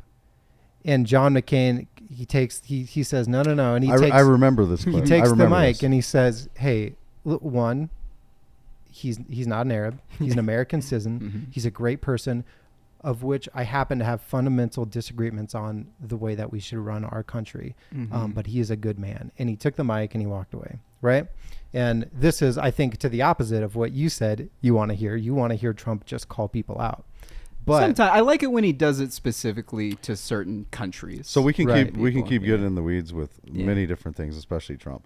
But I think that's what Michael said right there is a great segue back to you running for city council. Mm-hmm. And so just take all the last 20 minutes, ish that we've been talking, and you can just see layer on layer how it just stacks, right? And you're just going to have all this stuff thrown at you from people that are just like you. They're like, hey, man, what do you think about that? And you're like, yeah, that's great. Honestly, those are probably the easiest situations for you, the easiest conversations, because it's like, yeah, okay, there's nothing to talk about. There's no stress. There's no stress. There's no work to be done there. It's all the people who were like, hey, man, I got this issue. I got this problem, or, those things that come up. That you're like, okay, how do we find a way to, is there 100,000 or probably in that district, they're wards. Right. Mm-hmm. Yep. Probably in that ward, there's like a certain amount of people, maybe 30 or 40,000. I was going to guess 30,000 because Lakewood's like 100 and something thousand. Right. So I think that's last time I checked. So about 30,000. And, if there's like 5,000 people, 25,000 people, feel this way about something, and there's 5,000 people that feel about something's an issue. Mm-hmm. Have you thought about these things and how you're going to approach them? Oh, absolutely. And it's even more critical for Lakewood because like if you saw the congressional map in the 2024 election of like how people voted congressionally, it's like the whole United States is red and there are blue patches, and one of those blue lines kind of goes through New Mexico and straight through I-25 corridor. A lot of people live in the cities I-25, mostly vote Democrat. And in Lakewood specifically, because we have the Federal Center and we have an aging demographic of folks who depend on Social Security and Medicare, who especially, and a Hispanic community especially, who naturally have just historically voted Democrat, like my grandfather from my mother's side of the family's from New Mexico. They just always voted Democrat, blue no matter who. The cool thing about this, well, first, again, it's a nonpartisan election, but the issues that face Lakewood, I think, with the affordability and with the housing, which is kind of the main issue that's facing Lakewood, the rezoning that they want to do. That's a nonpartisan issue. And I think too is because I really agree with the messaging and like the way, things in administration and the top down are going. But because we do have an administration right now, whether you like them or not, that wants to downsize government, wants to privatize the economy, bring people out of the public sector in the private sector, more business, more entrepreneurship. And as a human civilization, whether you want to or not, we're going towards the direction of AI, automation, robots. And our money's broken and we need to return to sound money. And money is nonpartisan to, Bitcoin, gold, those are for everyone. It doesn't matter what your politics are whatsoever. And so my hope is the solutions to our problems, and a lot of the reason people are so uppity and fighting all the time, a lot of people blow out of proportion and make everything a big deal because everything's so unaffordable. People feel like they're kind of trapped in the system. They're trapped in the rat race. And that's with everyone. And so I think if we can help lift more people out of that trap, make life more affordable for folks in Lakewood, that I think is very unifying. Things like cleaning up the streets, helping with crime, like you mentioned, making the streets feel safer for everyone. I think that will help lower the temperature all around. And when the temperature's lower, it's easier for us to have a dialogue and talk about the minor things that we disagree with. Because they're really mostly minor. I think everyone wants safer streets, more affordable food, more affordable gas. We just disagree a lot of times on the way things go. But yeah, I do definitely agree with what you're saying there, that everybody's got a lot of problems in their personal life, and the way that that the country's evolved over the past however many years, decades, it's made it difficult to live a comfortable life. And you're right. No matter if there's an issue and you feel a certain way about it and someone brings it up, take your car accident, for instance, right? I think that probably happens a lot more often. You get in a car accident, you get out and someone's screaming at you. You're driving down the street and someone's screaming at you for who knows what reason. It's because everybody's on edge, right? It does make it hard to have a calm, cool, collected conversation about anything, whether it's that important or not. Yeah. I think a lot of people are just generally angrier all around because everything's so expensive and unaffordable. And then from that, all of the fighting and all the political violence, all of that sort of rise up. And then another aspect too is a cultural and spiritual aspect. I mean, I don't think everyone needs to be going to church, but I mean, I started just recently going back consistently to a nice local church, and just having that sense of community and face time. I think one of the best things about just doing this race, whether I win or not, is that I'm getting to meet my neighbors. And it's just an excuse to go around and talk to people and just see what their concerns are, and just getting more of that face time with people. I think people are missing that we're all locked in our phones all the time, locked in screens, and everyone's a keyboard warrior. And it's so easy to hate someone from your phone on your couch, but it's a lot harder when you get face to face. Right. And it feels like everybody is so extreme, but get out, walk around in the world and talk to people. Most people are reasonable. Most people are pretty reasonable. Yeah. Most people are nice, actually. Yeah. So how would you deal with an issue where your constituents strongly disagree with some of your personal point of views? So the interesting thing about that is that's kind of the situation we're in right now with Lakewood, actually. Is the biggest criticism that we have with our city council is that they're not listening to what a lot of the constituents are saying, and they're kind of just doing the whim of Jared Paulus and then the central government in Denver. The main this classic example is the zoning issue. A lot of folks on like undecided left, right, center, very upset with this zoning change policy where there's going to be no minimums for parking lots. And they want to increase the size of homes so they can build more multifamily housing. And they're not even, this is the funny thing. So the guy who kind of got me to start running, he is on the water board, actually, Philip Hardinger. And they've put out posts. I think even 9 News did a short little 90-second clip on this, where our water capacity can't even handle more like compact housing. So they're not even listening to other boards because they're just so, hell bent on getting this affordable housing thing and this, zoning reshaping thing passed, regardless of what the constituent says. So actually, a lot of the problem is the city council doesn't listen to people, and they just kind of do whatever they want without listening to people. So I think to solve that problem, we would need more of that communication, that dialogue, more public events. And the other thing too is people aren't like aware necessarily of how our government works. Even I had no idea. Like this org chart here is like all the people that live in Lakewood. I thought that was super interesting. But those are like our main government employees, and like the things like the district manager who actually hires people, and they make decisions on some of the things that no one votes on whatsoever. A lot of that happens as well, where decisions are made that the public can't even vote on whatsoever. And so that is a real problem actually that we're facing right now, is that a lot of the people don't agree with what's happening in city council, and they're just sort of getting away with doing whatever they want. So what's the city manager position? Because a lot of this, Mm-hmm.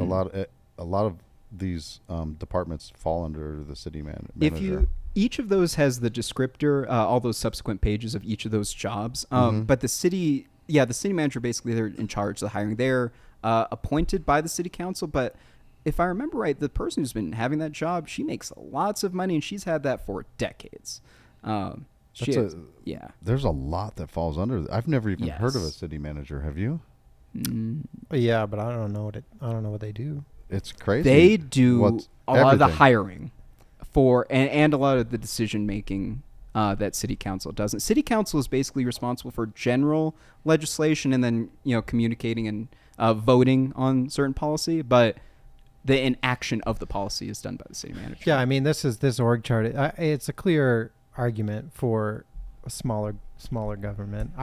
I think you're right, because there's decisions that need to be made and they just assign them to people. We don't even know who those people are, and those decisions are made without anybody's consent. So even if we just knew who these people were, I think that would help. Like, we don't even necessarily need to fire them, even though that would be my option, would be to just fire everyone, but be more reasonable. Like, these people are doing good work. They're perfectly legitimate, nice people. You couldn't have a lot of these positions be elected, because then people wouldn't have skills. Right. Yeah. Right.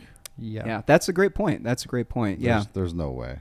But you have to be monitored somehow. Yes. There has to be accountability with the people. So a Google description of city manager is city manager is an executive level city government official, also called the city administrator, who's responsible for overseeing city operations, implementing community programs, and managing city employees and budgets under the direction of the city council. Mm-hmm. Mm-hmm. Thank So, you. Yeah. but the city council, that's but the city council's voted in, Correct. Yeah, we're elected officials. They're elected officials. Yeah. and they come and go. Mm-hmm. Like, how many? Like, what's the average Well, I mean, time they spend in that position? my opponent, Bill Furman, really nice guy actually, but he's the incumbent, but he just came in this year actually and replaced the previous person. So I think those elections are like 1 or 2 years. I have to double check. I should know that. And what kind of power do they have over the city manager? They appoint them, and that's pretty much it, as far as I understand. So they don't really have much oversight after they hire them. Yeah. So do all of the city council members from all of the wards appoint that one position? Yes. So Yeah, they vote on it. There's how many wards? There are 5 wards in Lakewood, and each one has 2 So councilmen. 10 people, they have to agree. So like the majority, 6 out of 10 have to agree that, okay. Mm-hmm. Interesting. Yeah, and this was all stuff because, I mean, one of the big problems I think we have as a nation in general too is that everyone always focuses on the federal level politics.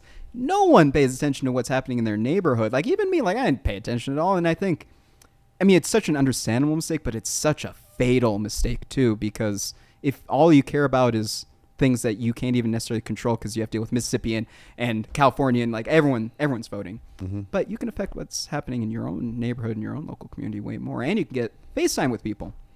Yeah, I first got exposure to it. One of our neighbors, well, actually, the house that Michael bought, the guy he bought it from when he became my neighbor, was really into the local politics. Republican. I think he was really good friends with, really good friends with Pete Roybal. He's running for Ward 3. Mm-hmm. Yeah. Mm-hmm. So I've talked to Pete Roybal a few times. And which ward is this? Is this I Ward believe 3? I'd have to double check, but I think you're either, I think you might be 3. I think it's See, I don't even know. you. That's how Yeah. disconnected I am. No, that's okay. Pretty normal. Like I said. Yeah, I actually talked to Pete recently, trying to get him on the podcast. That would be great. Yeah. I would love to listen more to him because I only see him pass, but he goes to a lot of the same meetings I do, of course. Sure. Yeah. Sure. So if you see him, ask him if he's going to come on Jeremiah's podcast. Yes, I will absolutely do Yeah. that. Yeah, I'll tell him to do that for sure. Yeah, encourage him. Push him over here. Make sure you can have these two. Yeah, take a few of those. I will. Yeah, Pete and Karen Gourdet, because she's, she's gay, lesbian with a wife.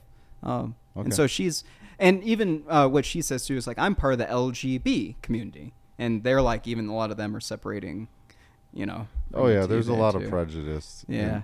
I don't know, man. It's like, I honestly do not like the separation. I don't like that even exists. I think we should all be just people. We're just human. Yeah, we're all made of stardust, right? Like, in my view, like we're all from Africa. We all have the same ancestry. We have the same DNA as like every living organism on the planet, whether it's a plant, fungus, bacteria. Yeah. I don't like the different anthems. I don't like the different flags. Yeah. We should just. There's been a lot of bad things that have happened in the past with slavery and just other things, but let's work through it and let's come together under the same banner. Let's we keep dividing and subdividing and micro dividing, and then before you know it, it's like, man, we can't even talk to each other anymore. We can't even live with each other anymore.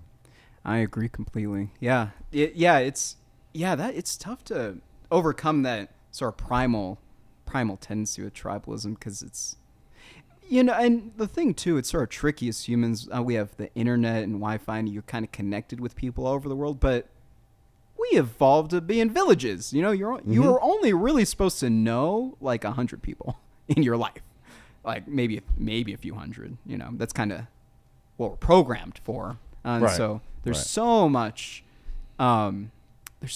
change happening so quickly. Yeah.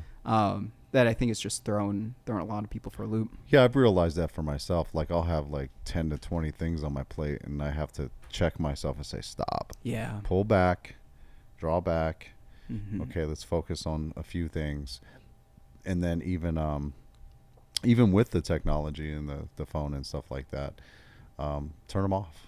Try to get away from them for a portion. Try to go outside. Look at, you see my backyard. Touch some grass. I love the outdoors. I mean, that's why I've built the backyard that I have.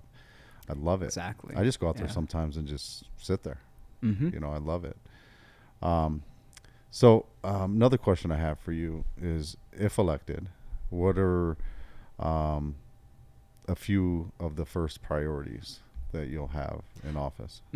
So the number one thing, this is the reason people wanted me to run, is to protect home rule, protect housing rights for folks, so that way the state government can't come in and just bulldoze your property or just put up huge hires where people can't have yards anymore. So I want to protect homes for Lakewood residents, and then and then also increase security, because right now, actually, like just last city council meeting, the Civic Center in Lakewood, it's in the Lakewood City Commons area, right across from the police department, and there's a bridge that connects them, but Mayor Strom, for whatever reason, is not allowing security or police into our city council, and so it feels like they're kind of alienating a lot of our law enforcement. What do you mean they're not allowing security? She's just not letting him come over. Like, even when some folks have asked like police to come over across the street just for security, just keep an eye on things, they refuse sometimes for whatever reason. So I have to get to the bottom of that. Well, I'm I not think sure. in these days with the political climate, you should have security in something like that, because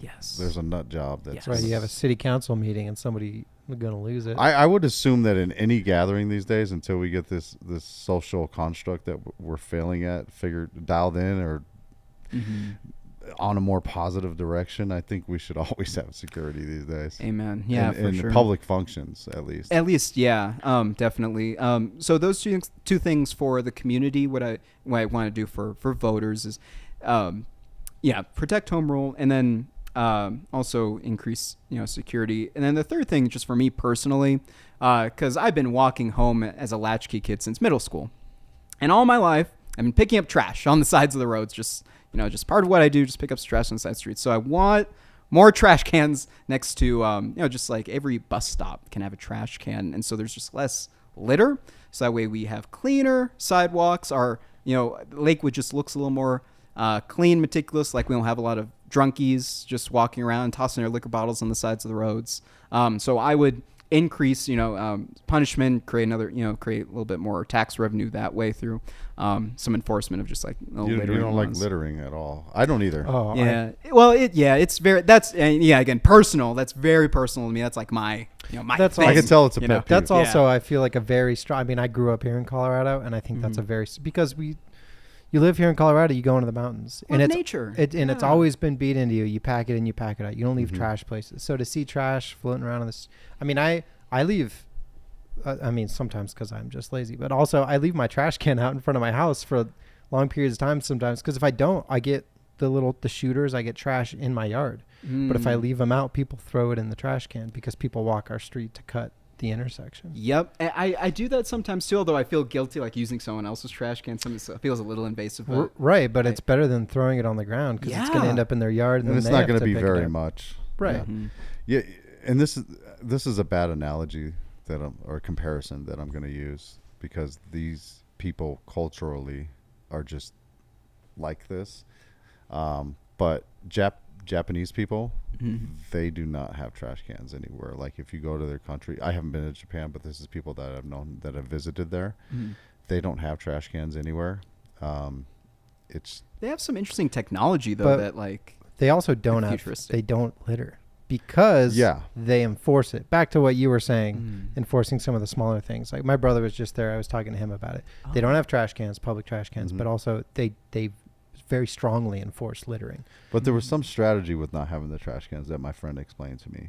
He said if it just ingrains in their head, like you said, pack it in, pack it out, people just keep their trash and take it home or whatever. That's kind of goes back to the cultural differences you're talking about. The caveat to that is the Japanese people are way better in many things, and one of them is respect.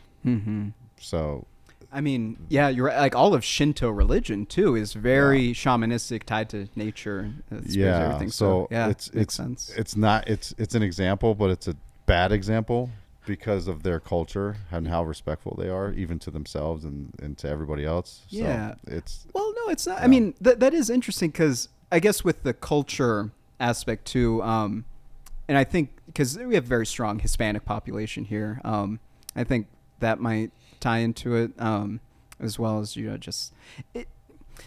something. It's like if it's communal public property, a lot of homeless though too. Yes, and their trash is blown around everywhere. So I don't know if you got a chance, but I sent you the link to the interview I did Tuesday with the League of Women's Voters. And they did a couple of different questions they asked, and one of them was about the homeless issue. And so I think that's actually a very common unifying thing that a lot of people are worried about is. And the way I answered it too, because I brought up, I was homeless for a while after I moved out of Boston. I put a bed in the back of my truck and just lived out of my truck as a vagabond for a few months.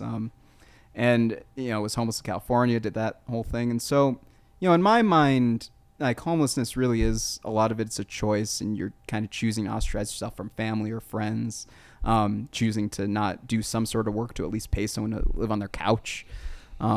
But it's also nice. Like there's a lot of freedom and fun to just being homeless and not having to worry. If the weather's nice, in summer in Colorado or in any time in California, it's actually kind of nicer to be homeless. Not have to worry about paying rent or insurance, or you just go wherever you want. You can just drink all day. it's always easier to do the wrong thing. Yes. Yeah. Well, there's two sides to every story, right? Like you said, some people. My brother-in-law did that for a while. He just lived out of his truck or whatever, because he was like, I don't want to pay for a place to stay. He was in California, right? Yeah, evil landlords. It's expensive or whatever. So I get that, but that's that's a percentage, right? I had conversations in my life. I've had conversations with hundreds of homeless people, and a lot of them were. Some of them were like, I got hooked on drugs and I can't get off, and they're just very honest about that, and like it's put me in a situation where I can't. Then I lost my ID, and now I just can't get a job. I can't get a home. Other people I've talked to where. This one guy, I remember when I worked at Target, he used to come in all the time, and he would steal food, right? So, and my job was to go like catch people who were stealing, but people who were stealing food, I would just walk up to him in an aisle and be like, hey, I'll just give me the food back and go. Like, I'm not going to punish you for trying to eat, right? Right. But one day he came in and he tried to steal like a CD. I don't know. He was stealing something, electronics or something like that. So I was having a conversation with him, and he was like, yeah, it's like I lived here in Lakewood my whole life, and then my dad passed and something snapped.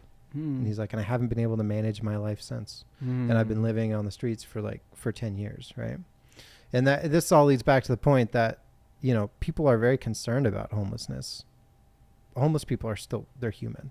Yes. And I think we've begun to view them as something otherwise.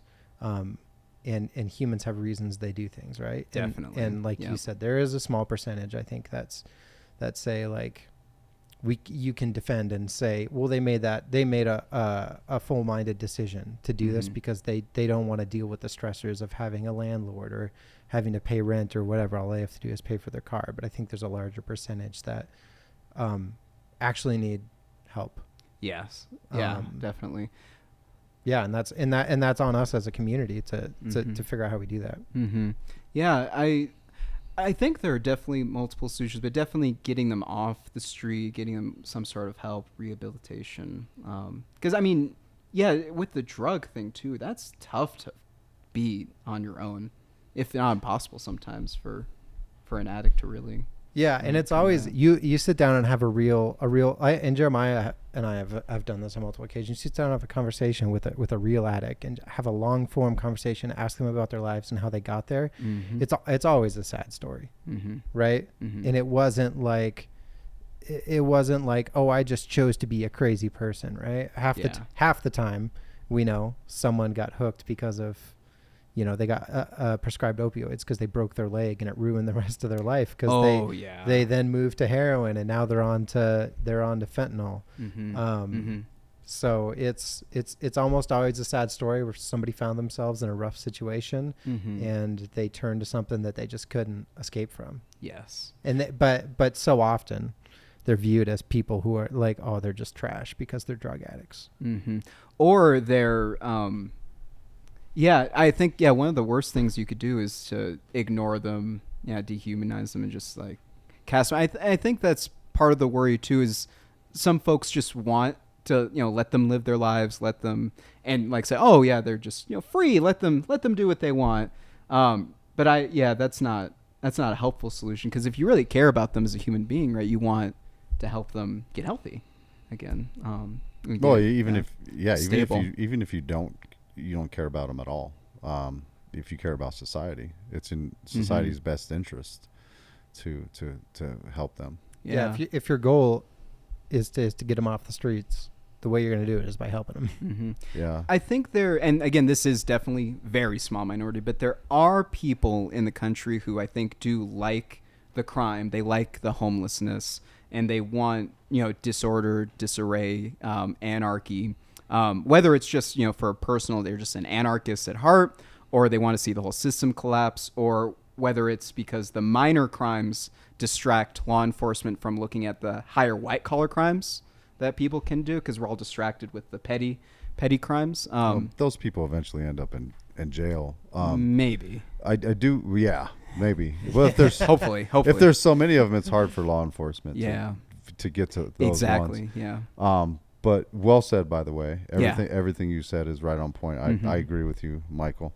And in the way you do, I mean, I want to expand on that a little bit and say that people don't want to be sleeping on a sidewalk. People would rather have a home. People would rather have things. I've found that to be true more than not. Talking to some of these people, nobody wants to be in that situation. Maybe some do, but I think that's a very small minority.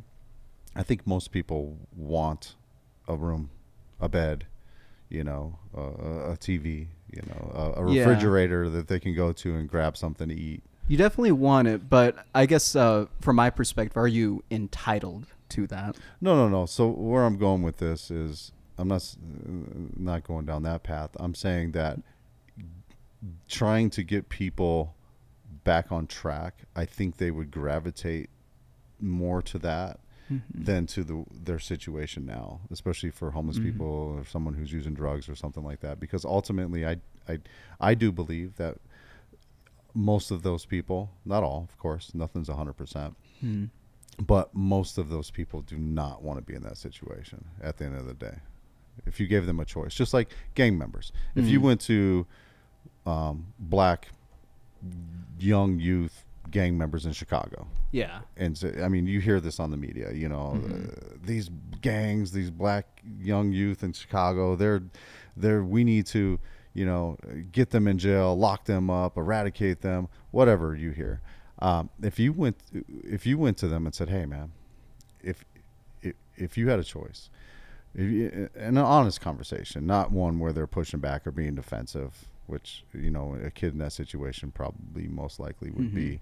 But if he really was being honest with you and really thought about his answer, if you asked him and you said, "Would you rather be a gang member and probably die between the ages of 20 and 30, or even younger, or and be in prison if you don't die for the rest of your life, or would you rather have a house, a wife, kids, little junior you, and have this scenario and live to be 75 years old?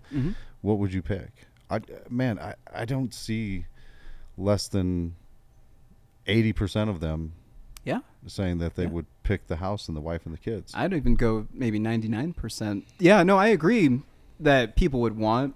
Yeah, people do obviously want the finer things in life. I guess what I just sort of come back to is, are you willing? So we all want to be multimillionaire, want to have my own property, maybe even 72 virgin wives, if you're that famous. But are you willing to do the things and make the sacrifices that it takes to get to where you want to go? Are you willing to reconnect with family? Are you willing to get some sort of a low meal job? Are you willing to cut the drugs? Are you willing to change your life and do the difficult things, the really difficult things? Because I do think that everyone wants a finer life, but I also, just from my experience, once you achieve a certain level of financial independence, you don't have to worry about bills or anything anymore. You really need something deeper and spiritual to push you forward. Otherwise, if I wasn't pursuing something higher with my life, I wouldn't mind just sitting home and drinking all day, every day.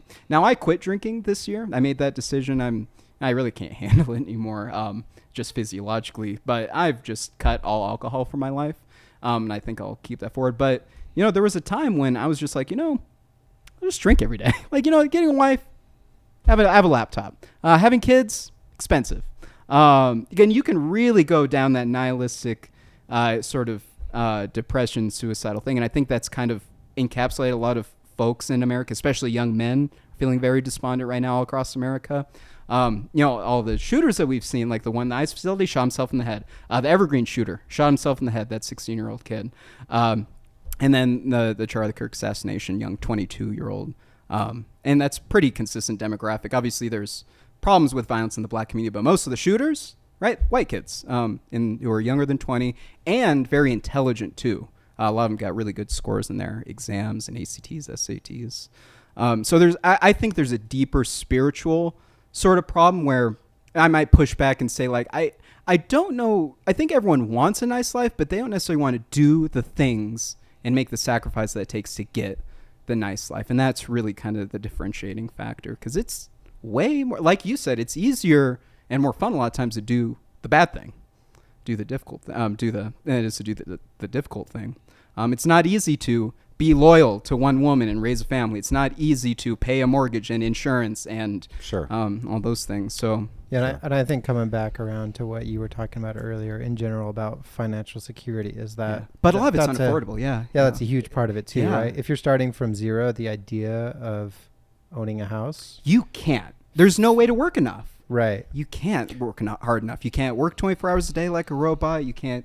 I mean, there are more unemployed people than available jobs right now in America. Yeah. And Gen Z can't even get into the workforce because people can't retire because they can't afford to retire, so they keep working past their retirement age, and jobs are being lost from AI.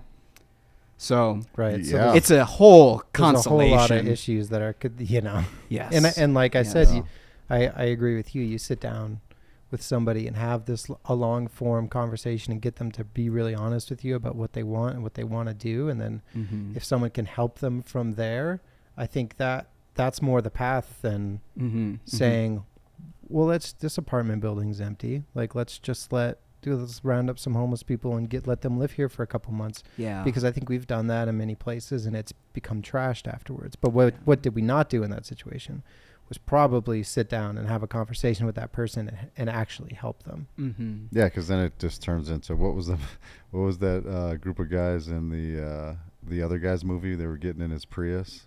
Do you remember that? I don't remember that. The homeless guys that were getting in there and having sex. in Will Ferrell's Prius. Oh yeah, I know what you're. It was like Something in the Boys. Yeah, I can't remember what it is, but yeah. It turns into that. Yeah, go ahead. Sorry. Oh, I was just gonna say a big, like a psychological aspect to that too is part of it is that people don't feel like they own anything anymore, and if you don't feel like you own something, then you're not compelled to take care of it as much a lot of times. So if I can't buy a house, I just have to rent. Like, why would I take care of that property? It's not mine. Like, I don't own any equity in it.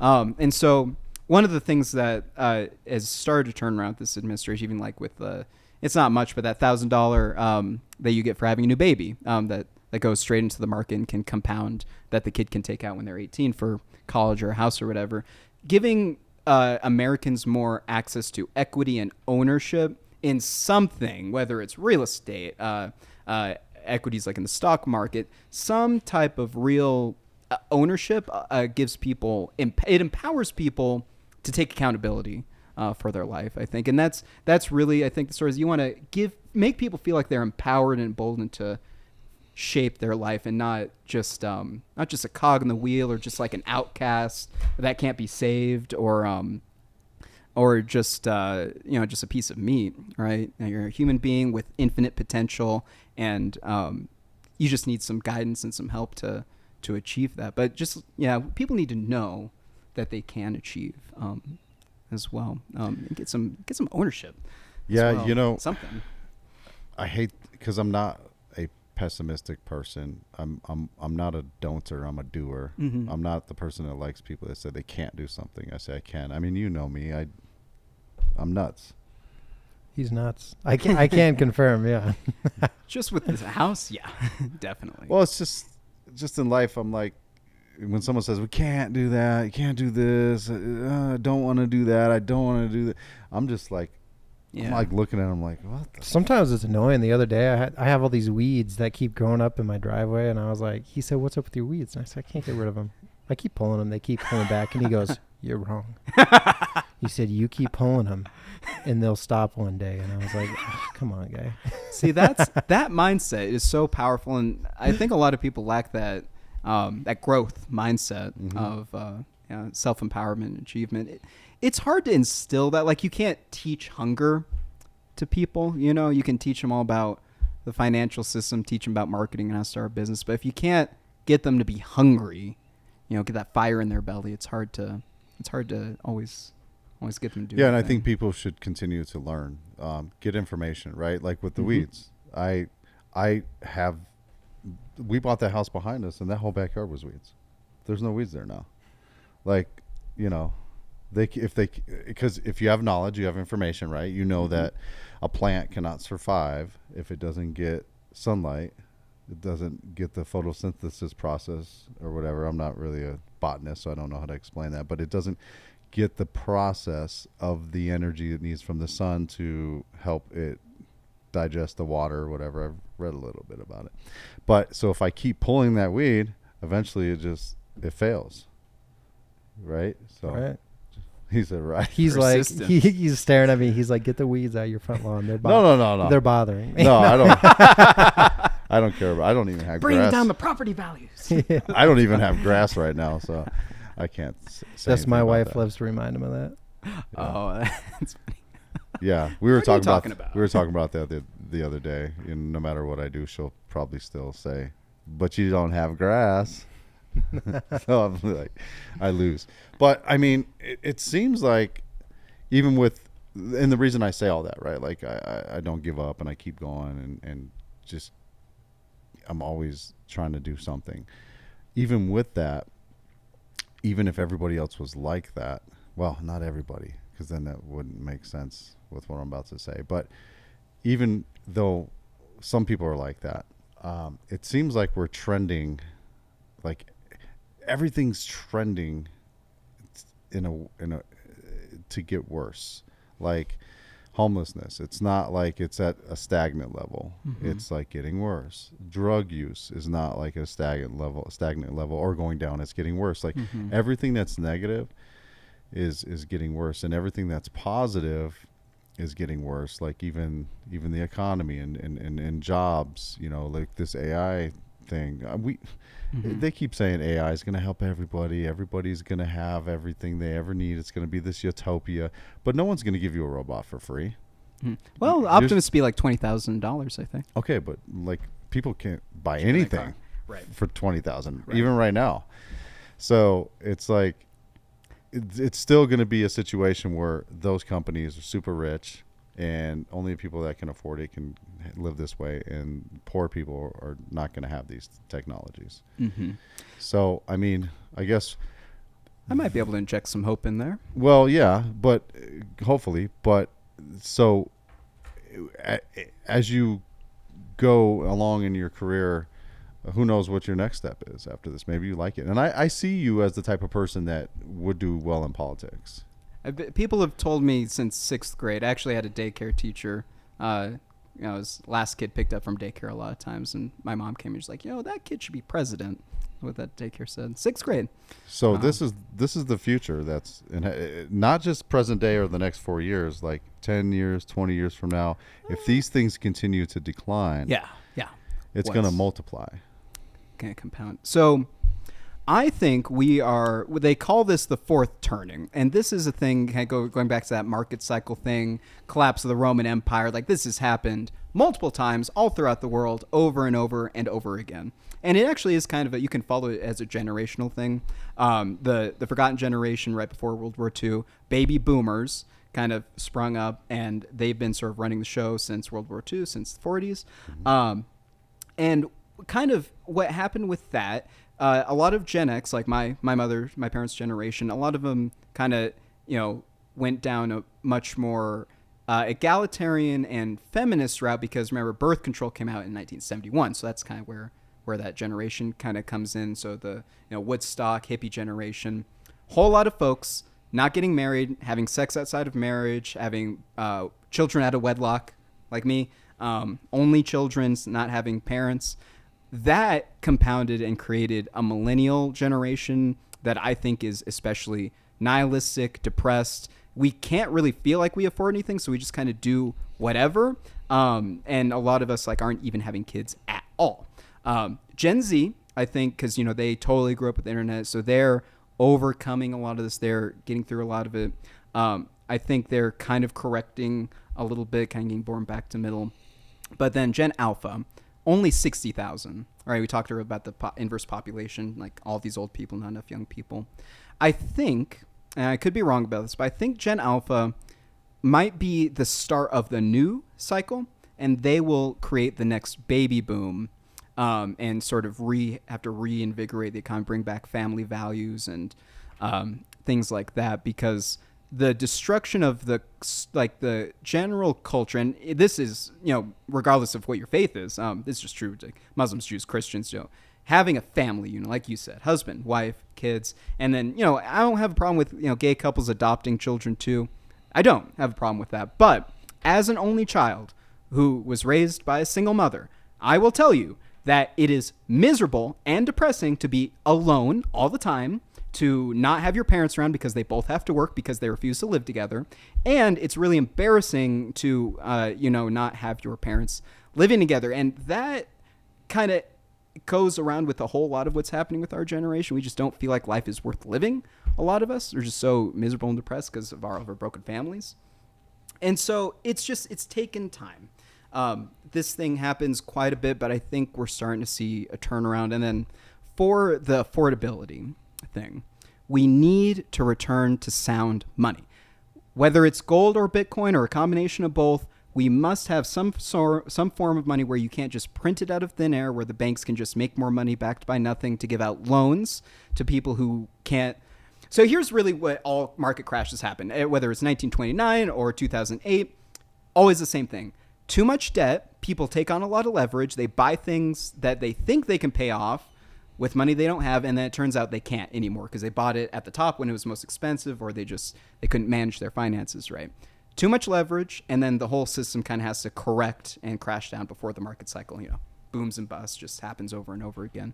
We're kind of in that phase now, but on a larger, like 150-year cycle with all of the money printing. So in my opinion, the system kind of needs to crash a little bit and kind of correct. We need to recalibrate our whole financial system. And I think that the current administration has plans for that as well. That's going to need to happen because we just can't keep living with the dollar. Like, fiat currency is poison. I think that's like it's poisoned money because you just print more out of thin air and it's backed by nothing. And there's no way to break that discrepancy between the haves and the have-nots, the rich and the poor, because all that money eventually flows into assets. It flows into real estate. It flows into businesses. It flows into the stock market. It just will go there. And just because people put their money in their savings, like their 401k, like average people, that's all in the stock market. Like, people in certain generations are always trying to save money and store it because things get more expensive over time, right? So baby boomers, they save their money, they invest it in real estate. 40% of the real estate is owned by 20% of the population, baby boomers, because that was their savings account. That was their investment. They put their money in there, they held it there, and now they can't take it out because real estate's not very liquid. Gen X, they put all their money in their pensions, their 401ks, and now businesses aren't providing pensions anymore. Millennials, like I said, we kind of just gave up on everything because we can't afford homes, and most of the jobs we can get don't last very long. They don't give pensions anymore. We put all our money into schooling, which didn't give us our return on our investment. So much student debt. Yeah. And that's another thing. That's not even a tangible product, right? Mm-hmm. This whole generation was kind of sold a lie. Yes. That you spend all this money, you'll get a degree and it'll pay you back. Mm-hmm. And then the degree for jobs that don't exist anymore. The jobs don't exist and the degree doesn't matter. Yeah. Yes. So that is that I think is the real crippling thing for Gen Z, is that student loan debt that didn't net us anything. And Gen Z, Bitcoin and crypto, other cryptos too. But Bitcoin's like the savings account for crypto. And that's all. And so that's like just sitting at home staring at a screen. Very lucrative, but so I think it'll turn around with Gen X. But it's not anyone's problem. And I think that's a thing that can help unify people too. Like, you can't blame boomers. You can't blame Gen Z. You can't blame the left. You can't blame the right. It's all of our fault. It's a human issue, actually. It's human nature to just kind of, print more money until you can't anymore. And then you have a huge system collapse and the whole thing has to reset. And we've been doing that for thousands of years. Yeah, history, things are cyclical. We see it over and over. I was talking to my wife about this a while ago because she was like, just in general, like, she's not a fan of this administration, and she was having a meltdown about it, and she was like, it's never been this bad. And I was like, I don't know. Ask people when Nixon was in office. Ask people how they felt. Yeah. I said, I think there's a lot of similar feelings, and then there's the always economy in the 70s. There's always mention about Trump, the Civil War. Yeah, there's always mention about Trump. That was a bad time. Yes. That was a bad time. You always hear about Trump, like, oh, well, maybe there's a third term. He's talked about doing a third term, and then you hear people are like, this is the end of democracy. Yeah, and it's like, yeah, maybe it's not the best thing, but also realize that the third term was a thing until 50 years ago, something under like that? FDR, right? Democrat president. The third term existed for a long time, so it's not necessarily the end of democracy. No, and he's super old. Let's too, take a breath. It's that. Yeah, that hyper reactivity I think hurts a lot of folks too. Just stresses you out, right? Stress shortens your life. Oh, that's not good. Yeah. Things repeat, and I think the more. And hopefully, that's kind of the point of this book too, because it's very nonpartisan. I don't try and make any points about anything, but I do ask a lot of critical questions on the left and right just to get people to think. But in the chapter on history, chapter 4, I talk about that. Like, the whole history of the United States is from the anti-federalists and the federalists in the 1700s. It's been big government versus small government, tyranny of the minority, a king, monarch, versus the tyranny of the majority. The vast majority of people are uneducated, uninformed. They spend all their day farming and they don't know what's going on. So you can't have full democracy, can't have full monarchy. But the reason the United States works is because we're very balanced and we're always fighting with each other. And we got to protect that. Because I want Democrats. I want liberals, because part of the reason that frees me up to be conservative, because I just want to be a conservative person too. But that allows me to love my liberal friends because you're just being yourself. Like I don't have to shame you or hate you. You're just being yourself, and I need you. I need you because I'm a conservative person. I need people to balance me out. It's critical. And we need you. I'm not saying because I'm Democrat liberal. Oh, of course, I'm not. Yeah. I'm in the middle, but I think society needs you, and I really like your style. I appreciate your energy, and I like how even with some of the things I disagree with you on, not a problem. We talk, whatever. I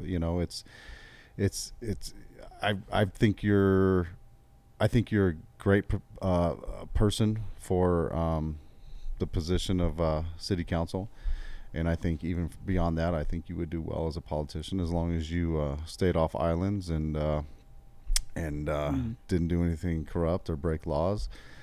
I think you would be great in that, and we need people like you. We need people that are different, and you have that energy, and I think you'll do well. I really appreciate your style. I do. Can I mention one last thing? Absolutely. And thank you so much for the comment, because one thing that kind of coming back to faith is, recapping some of the teachings of Jesus. And, one of my favorite things he says, I came to serve, not to be served. I'm pretty much financially set. I'm not the richest guy in the world, but I have my life in order, and I don't really need to do this. I don't really even want to do this because I'm, a conservative guy. I don't really like government. I don't want to be involved with government, but this is for other people. This is for my community. This is to just give a voice to other people. But what I want to do long term, I want a property on the moon. And I've said this for many years. I want to own real estate on the moon, and we are going back to the moon, and we're building data centers up there. And I just wanted to mention that. It kind of, expanding, hope for the future too. So a lot of what we're going to be doing, I think, will turn around the economy. So we will need to embrace AI and use it intelligently to help us supplement the shrinking population. But also, we need to build data centers on the moon because, for one thing, people don't like living next to them. They're kind of noisy and they eat up a lot of electricity. But also, they produce a lot of heat because they're computers, right? Hot computers. And it's cold in space. So you don't have to spend energy and electricity to cool off the computers because they're already in space. But then this is the thing that they won't mention on CNBC or Fox, that Sean Duffy won't mention, the transportation secretary.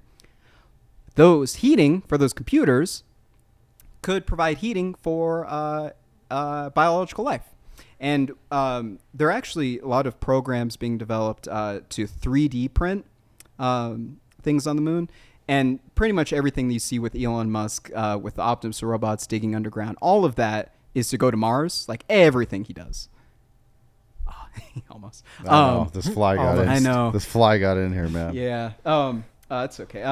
And so, but before we go to Mars, we have to build bases on the moon. So we're gonna go to the South Pole, and that's kind of where. So so a smaller data center that would serve the stations that we have on the moon. You can Wi-Fi everything. So they could be data centers for Earth. What is the delay on that? A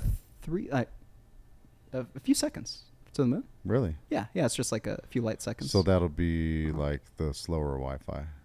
Yeah, it will be. You got that moon Wi-Fi, man.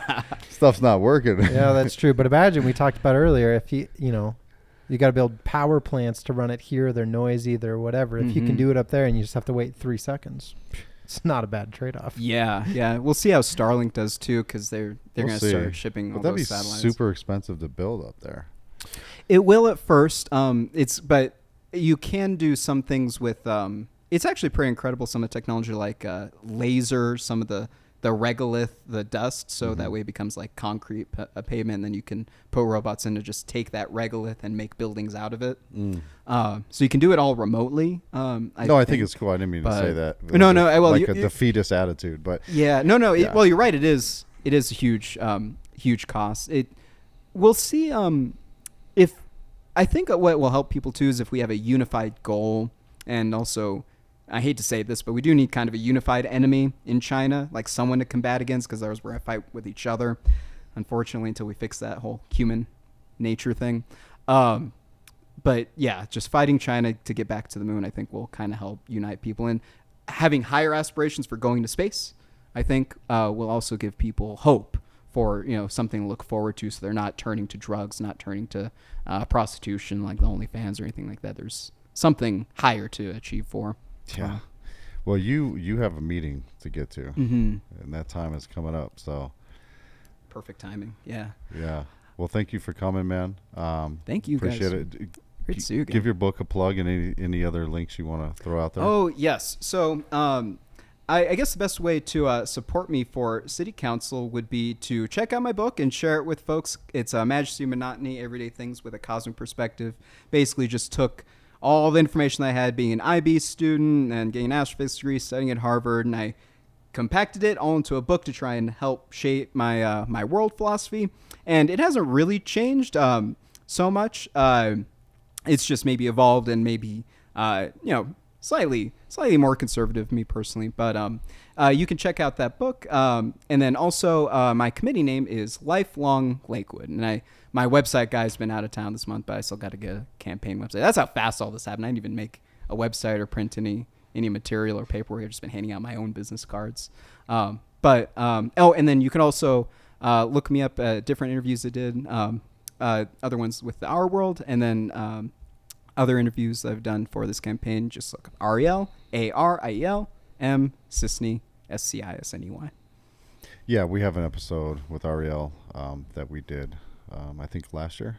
Yeah. Mm-hmm. Yep. And then one more before then. We had one about the moon landing. Yeah, the moon landing. But that was a lot of fun. So the election's coming up in about a month and a half then. That's right. Yep. November 4th. And I think they've passed out blue books at this point for the other ballot measures. Mm-hmm. And so folks can check those out as well. But yeah, definitely I would encourage everyone, just get involved in local politics. Just be aware of who your council members are, who your mayor is, all things that I didn't do until I was 30. It's really because not a lot of people pay attention to that. Yeah, never stop learning. Mm-hmm. Always learn. Absolutely. Learn. All right, Ariel. So anyway, thank you guys. Thank you.